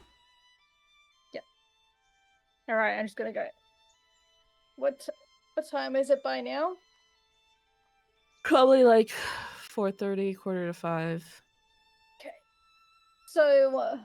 Well, I'd say probably like 4:45, 5 o'clock. So we're probably going to that birthday party. That birthday party's tomorrow, right? Yeah. So like. Probably everyone's gonna be there, all families, etc. I mean, I'm probably gonna turn up as someone's +1. So. Because I have a strong feeling that like Sonari didn't exactly get an invitation. I would say that out of everybody here, Sonari is the only one who didn't get a formal invitation. By the way, Gaius, did you ever open yours up? I think he'll open it up now. Okay. You can see that there is a very nicely written invitation. Give me 1 second here.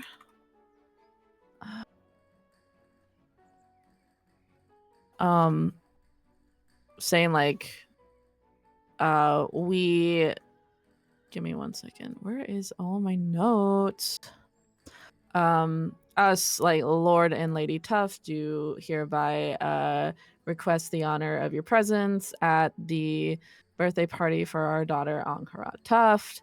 Yada yada. Here's this. Here's date and time. But as you pull it out, you see a small little note fall to the ground from it. He picks it up and reads it. And you recognize the handwriting because you saw a hand scrawling on like a little slab back at the rabbit's foot. And it says, hello, Gaius. It's Ankarad. I don't know if you remember me, but we met at the rabbit's foot. I was hoping to speak with you on the night of my birthday. Please let us know if you can come. Thank you. Sincerely, Angharad Tuft. P.S. It's most urgent, but no pressure. Sincerely, Angharad Tuft.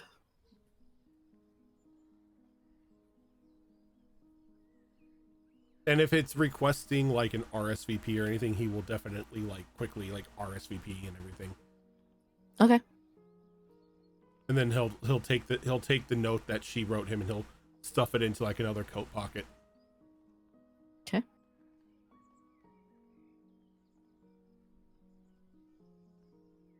So I'm just like, you guys going to that birthday party tomorrow? I mean, I'm not invited, but I'm probably gonna, if you guys are turning up, like, you know. I'll be there. As will I. Absolutely. I will say Okay. that all of your invitations do give you the option of bringing a +1 if you want. Awesome. Would you like to be the +1? Would you like to go? Sure, I'd like to be a plus. Is your friend going? I don't know. How long is Priscilla staying? I would say that she's probably just there for an extra night before she heads back out. So she's here for tonight and leaving tomorrow? Yeah. Okay. So she's leaving tomorrow, so I don't think that she would be going to the party. Okay then. Like, you know, I'll come. You can. I can. Oh, where are the Tufts? Oh, High Sun will know. So I'll meet you outside the Tuft Manor. Like, what time is the party? 7 o'clock. In the morning? What do you think for a party? Do you think that's going to be at 7 in the damn morning? Real It's quick. a birthday party. Just out of curiosity, a big ball like that, 7 in the morning at the butt crack of dawn. Honestly, when I hear birthday party, my brain goes to lunchtime. So No, it's like a ball. okay. So We show up and Okay. there's a bounce Okay. house. No lie. My brain was just thinking. My brain literally thought birthday party, and it put a bounce house in the background. I'm just like, Yeah. Let's go. Okay, 7. I can get a sleep in finally. All right. I'll meet you at the front. Dress code. Guy, like, you know, because I saw you with the invitation. What dress code? What's on it? Is there any specified dress code for the event? you would know that for a ball, very fancy. Black tie. Extremely fancy black tie event. Gotcha. As he kind of just like points over to the closet if you need anything. Thank you. Just like walk back over the closet. I just go. Roll me an appropriateness roll. I don't need to be 100% appropriate. It doesn't need to be. I don't need to like it's not for a funeral. A 5. I will see if there's any dresses that would fit you in my closet. Okay, you I- can I- roll. I- You I- can actually, if you want, you can help her in Gaius's closet, and she can have another roll. Okay. This will be I just her want to be last like. I just want one. to be like the first one I grab out is like a Fishnet. crop top, and baggy like genie pants. I'm just like, what about this? Absolutely not. You do go outside, don't you? At that point, she's just doing it to be a little shit. But she's Yeah. also just like trying to. She's also like doing it to embarrass guys, and just like, who the fuck did you get this from? Well, that's a maid outfit. It looks like it belongs to a you auntie. He just shrugs. Okay. You can give it another roll if you want to, Effie. Yeah. God help you. And that one was an 11. So just passed.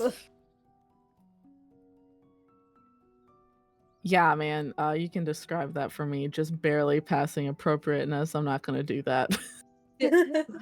So it's going to be a long gown with like a high slit up the black gown with a high slit up the side. It's going to have off the shoulder with like nice cleavage. And she just kind of goes, "What do you think, Maddie?" I will say, just for the appropriateness of the era, remove the slit, because those are technically not allowed, but you can do like a very bosomy sort of dealio. So I just go, maybe with a slip under? Might "What's be a slip?"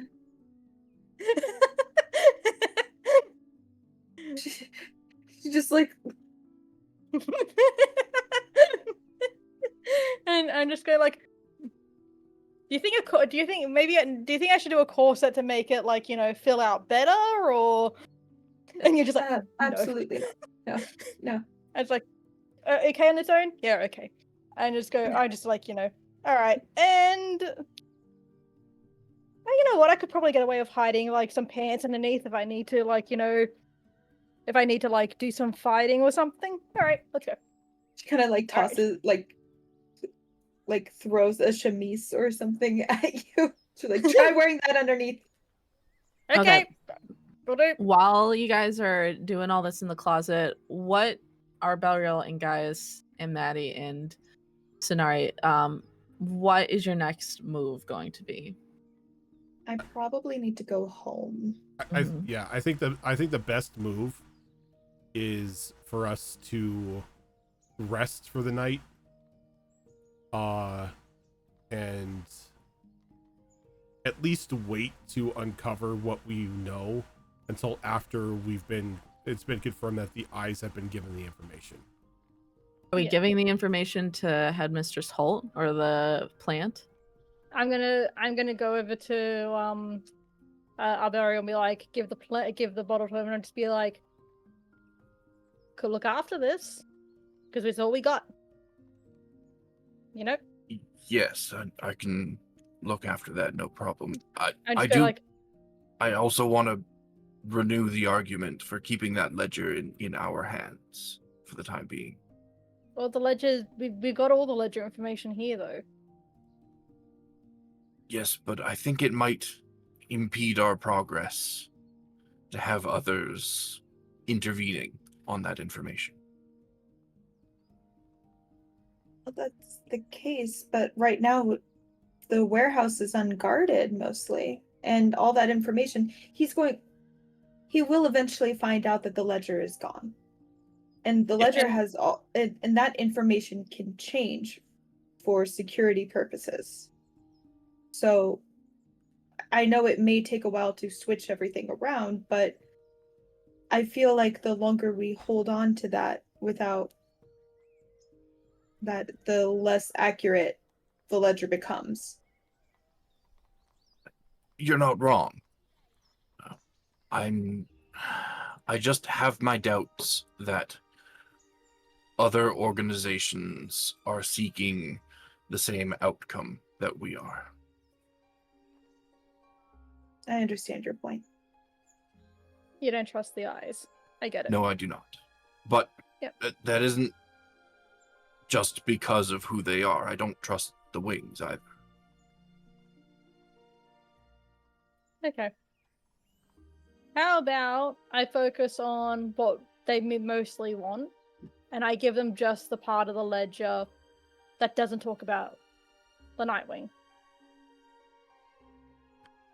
That seems acceptable. Okay. Because they want to know all about all the other, like, the Nightwing is our secret shit, but they also store a lot of other sussy secret shit in there. So that's what they mostly want to know about. I will be asking, what about,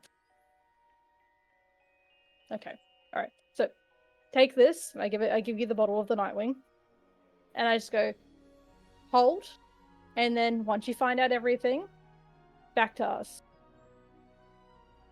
Yes. I'm gonna put this in a very safe and secure place. A place that I can only access once a day. So if there's anything else we need stored securely, give it to me now and I'll put it there as well. I mean, I've got my bracelets and stuff. Maddie's got that. You got your special gloves. I'm pretty good with all the other things. All right then. And he's gonna take the lantern off of his belt, and he's gonna set it down just on an end table or something. And then he is going to disappear. And as he is going to go inside of the lantern, using his bottled respite ability. And once inside of the lantern, from his perspective, it's actually a very like lavish gazebo in a sea of white emptiness. It is its own location, and it's got like very decorative like pillows and stuff laid about inside of it. Very ornamental, like stained glass windows on all sides of this gazebo. You've got the And hyperbolic time chamber. pretty much, he has his own little plane of existence that he can access once a day. But the neat thing about it is while inside of it, he can still perceive everything that happens around the lantern in the material plane. So he can hear things and see things and all that. So he's gonna hear Sinari tapping on the lantern going, hello? It's like tapping on a fish tank. Avi? And You in there? he can store stuff in here. He can just place any object that he brings with him down inside of the lantern, and it stays there when he exits the lantern. So he's gonna place the bottle of Nightwing down just in a safe spot up against the wall, and then he's going to pop out of the lantern and Can I put ask it a back quick on his belt. question? Yes. Does your patron have access to that? I think my patron has access to everything I do and touch, Oh wow. which is unsettling, but No welcome to being a reason. warlock. I was just asking. Carry on. I hide it under a pillow and then leave the lantern. That's ominous. You're muted. Yeah, you're muted, Moles. Oh, I just made a really funny joke that you all missed out on. Okay. You're muted too now. Cass? Yeah. Yeah, it's fine. I Sorry. just said, aw. I was gonna call you Maddie, and I just went, no, that's not her name. Fuck, I've forgotten her name. I'm sorry. It's so fun. It's fine. Alrighty. So as you do that, and do you pop right back out, or? Yep. Yeah, once I place it inside, I pop out. The fuck was that? A trick. Anybody who wants to can probably do an Arcana check. See if they've ever seen anything like this before. Someone's not being honest. Someone's a dirty liar.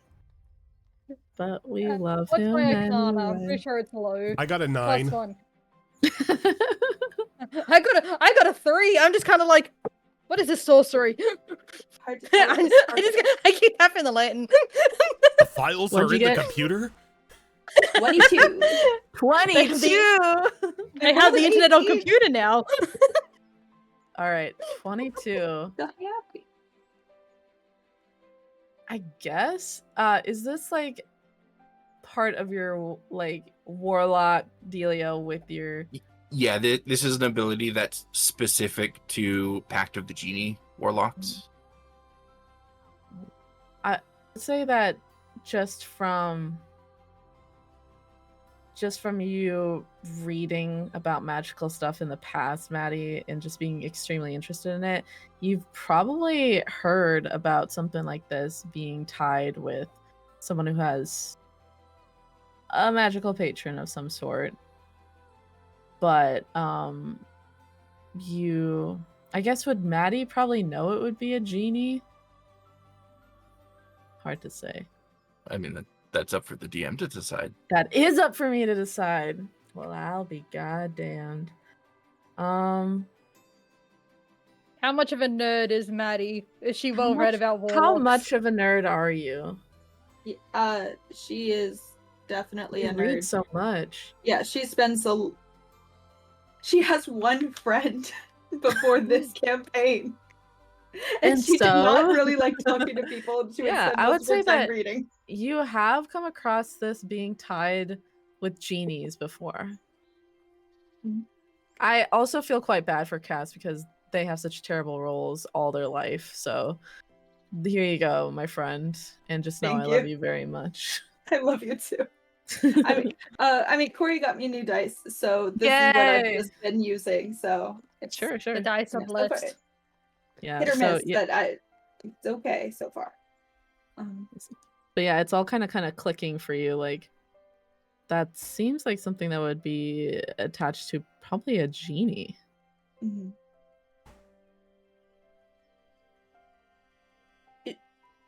She's not going to say it out loud or anything at this time, because clearly, if Arbelriel wanted to make that information known, he would have said so. But Arby does have a lot of secrets all the time, so she Part kind of of his like allure. she kind of like stares at, like, gives him a kind of a knowing look a bit, but just kind of like, oh, that's a neat trick. Thank you. I'd love to talk to you about how you did that. If it was a spell, I'd love to learn it. Well, why don't we have a little chat right now? I'll walk you outside while we get a McDonald to head home. Yes, it is around that time, and because it is Priscilla's last night here, I would like to spend some time with that friend. So I will see you both tomorrow. She's holding like Arby's lantern, and she's going. She's so fascinated by this. Like, That is such a cool hourglass, honestly. oh, thank you. I have a weird fascination with these things. It's I don't not know an why. hourglass. Well, okay, it's about a minute. No, But, I was making a really bad joke. I got it. I It's got a- where you're Oh, going it's with I actually- don't that. think actually that's an close to- hourglass. It's actually closer to 10 minutes. I but I'm just like- slowly reach out and grab the lantern and take it back. Do be careful with that. It's very expensive. I'm just gonna like keep my eye on it and watch it as like he leaves. I'm like, as soon as you and you and Maddie are out the door, I just kind of just like look. I'm just kind of go. How pissed off do you think he'd be if I stole it? Oh my god. I shout at the Gaius. Gaius kind of shrugs. I'm like, I don't know. I mean, only one way to find out. Not the bard and the rogue. Right? Not Right. the troublemakers. You're like Sinari's favorite person for God. encouraging her bullshit. You're gonna get a big whopping helping of that in that Daggerheart campaign with me and Cass. Let me tell you that much right now. Say yes, Anyway. Ron. Okay. Um. So yes. She hugs them both and takes her leave. And just essentially figured they'll see each other tomorrow at the party. And if we do need to meet up earlier, then it'll be communicated. But for now, I'll see you two at the party, and then gives hugs, and then walks out with Belriel.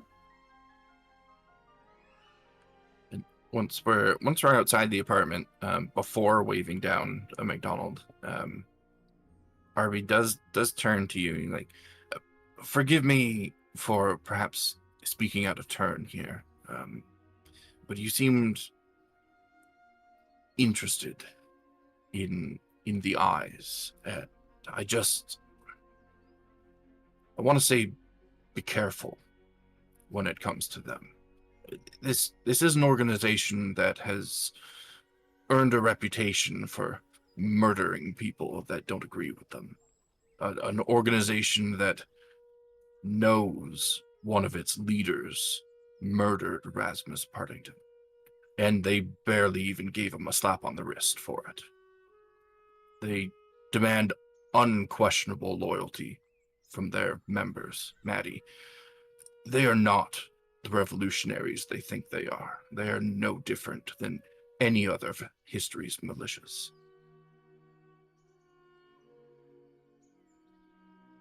I want you to know that I'm taking what you say into consideration. And also, I want you to know that I was the one that went inside and met the eyes. I was the one that had that leader hold a knife to my throat. I may have grown up sheltered and with rose-colored glasses, but I have learned a lot since meeting all of you with the Partingtons.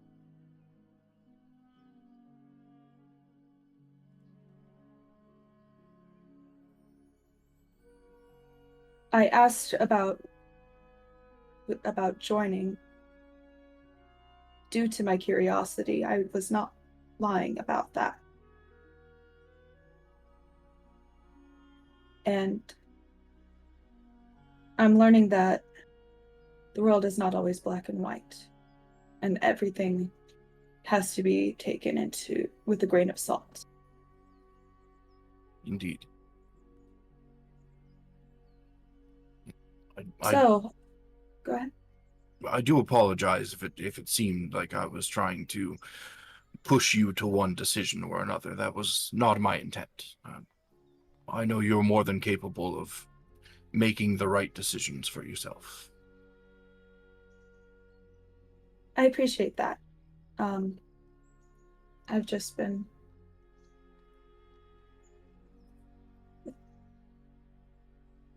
With Priscilla, I told her the very basics of what I had done. I didn't say anything regarding anything with the Partingtons necessarily. It was just me going to visit the Rabbit's Foot, and she immediately said that I had changed a lot, and perhaps it's still on my mind because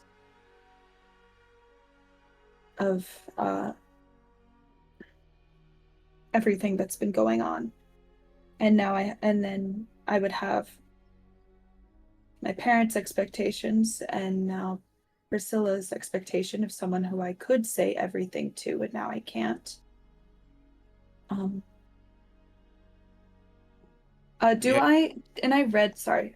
read the book, right?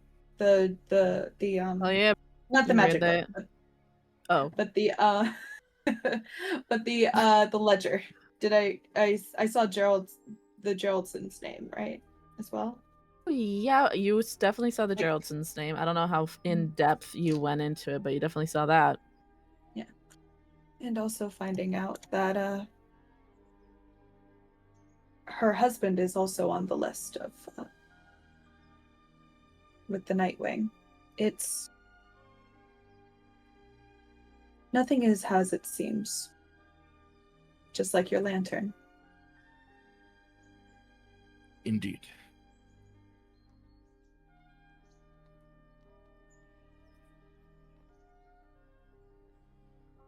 I'm not mad at you in any way. I don't take it as you telling me what to do. You are looking out for me, and I appreciate that. I just But don't want to see harm come to you. That's all.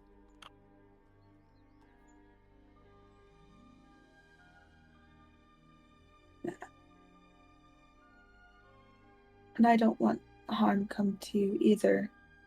You seem to be unable to speak about a lot of things. And if me losing my naivety means that you won't be able to communicate at all, I don't know what I can do. Well, we must all work within the constraints that we have. Sometimes that means making difficult decisions to get closer to the desired outcome. Like having a genie as a patron? Like having a genie as a patron. Do they harm you?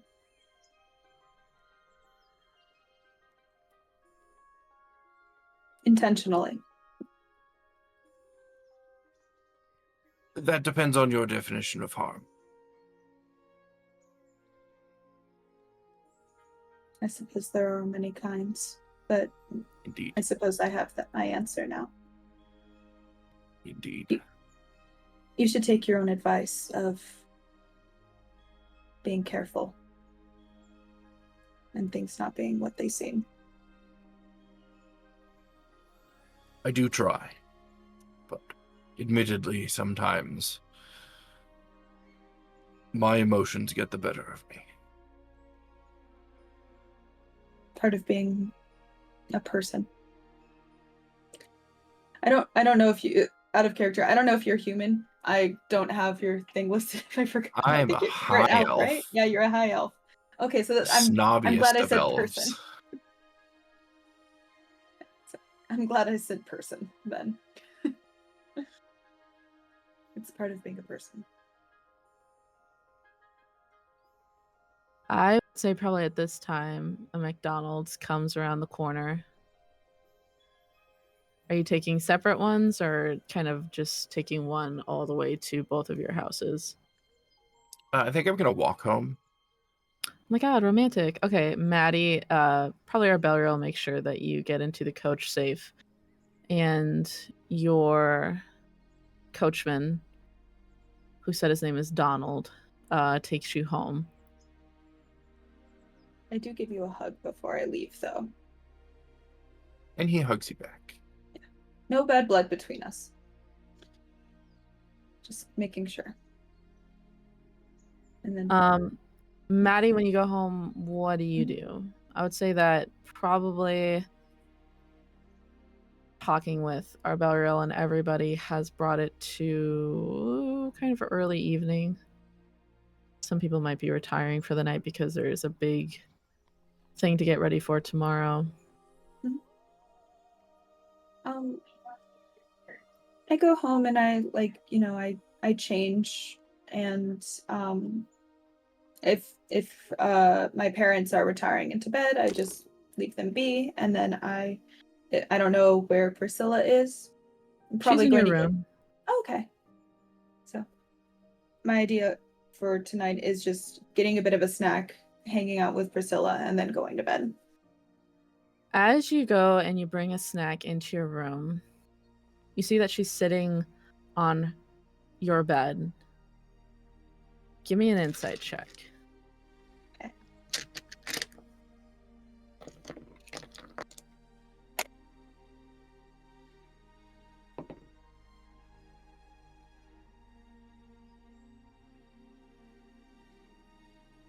That's cocked. Okay.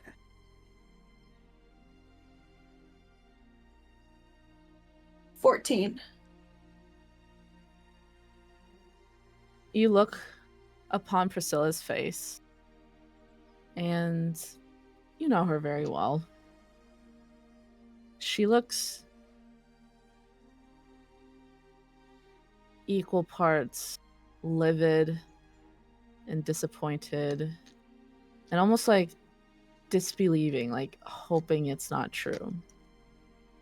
And as you walk in, she goes, I need to speak with you. Of course. Your father wanted me to talk with you and hopefully talk some sense into you. Apparently, he's received an anonymous note, and he's not sure from who, that you've been spending your time with unsavory people. I'm not talking about Gaius. I'm not talking about Lord Sarveris. She goes, I need you to answer me honestly. Have you been spending time with the eyes? And before you answer, I'm gonna quick jump over to Sonari and Gaius. Sonari, I don't know how nosy you are, but since Rojan isn't here, I'm gonna have it fall to you. Yeah, nephews are here. I'm gonna check on him, but I'll That's be all right. listening. As nosy you, kid. yeah, I love it. As you see him reading the invitation for Angharad's birthday party, and you see that note fall to the ground, and he picks it up and reads it. Do you go read it? Just out of curiosity. I definitely would look over his shoulder. I'd be just like, going. As you do, I need you to roll me a perception check. If I have, come on, perceive. I perceived. 15 plus. What's my perception again? 4, I think. Right? No, perception's 1 because it's wisdom. Oh, gotcha. Yeah, so it's 16. That's fine.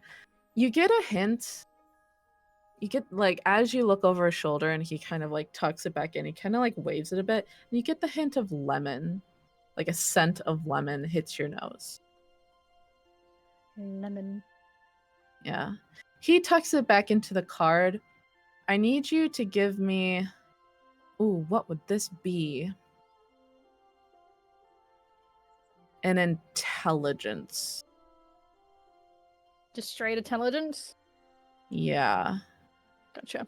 Or, yeah, intelligence. And you can have advantage because this is something pertaining to your rogue backstory. Oh crap! Drop the. Okay, so that's a 16. Again. You immediately recall in your earliest days of training in the eyes, you remember ways to pass secret messages, whether it's ciphers left on walls, Invisible ink. Invisible ink, exactly. You think there's something on there written in invisible ink.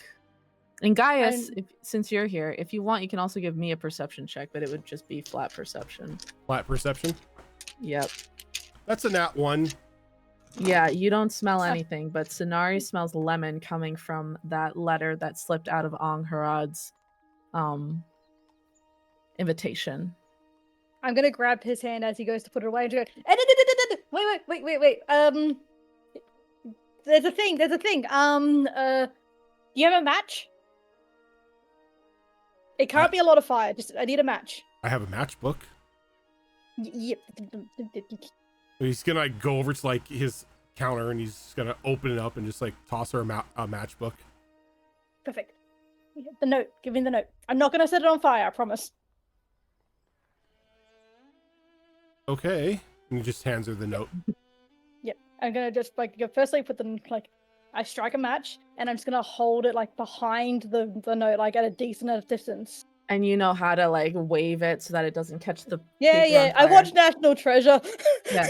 I mean, who fucking hasn't? As you do, you smell the lemon scent even stronger, and you slowly see words starting to come across the paper. Look. God, I love my job. And it says, in grave danger, being watched, need help tomorrow. Is Gaia standing next to me while I do this? Mm-hmm. Yep. And he's gonna take the note back.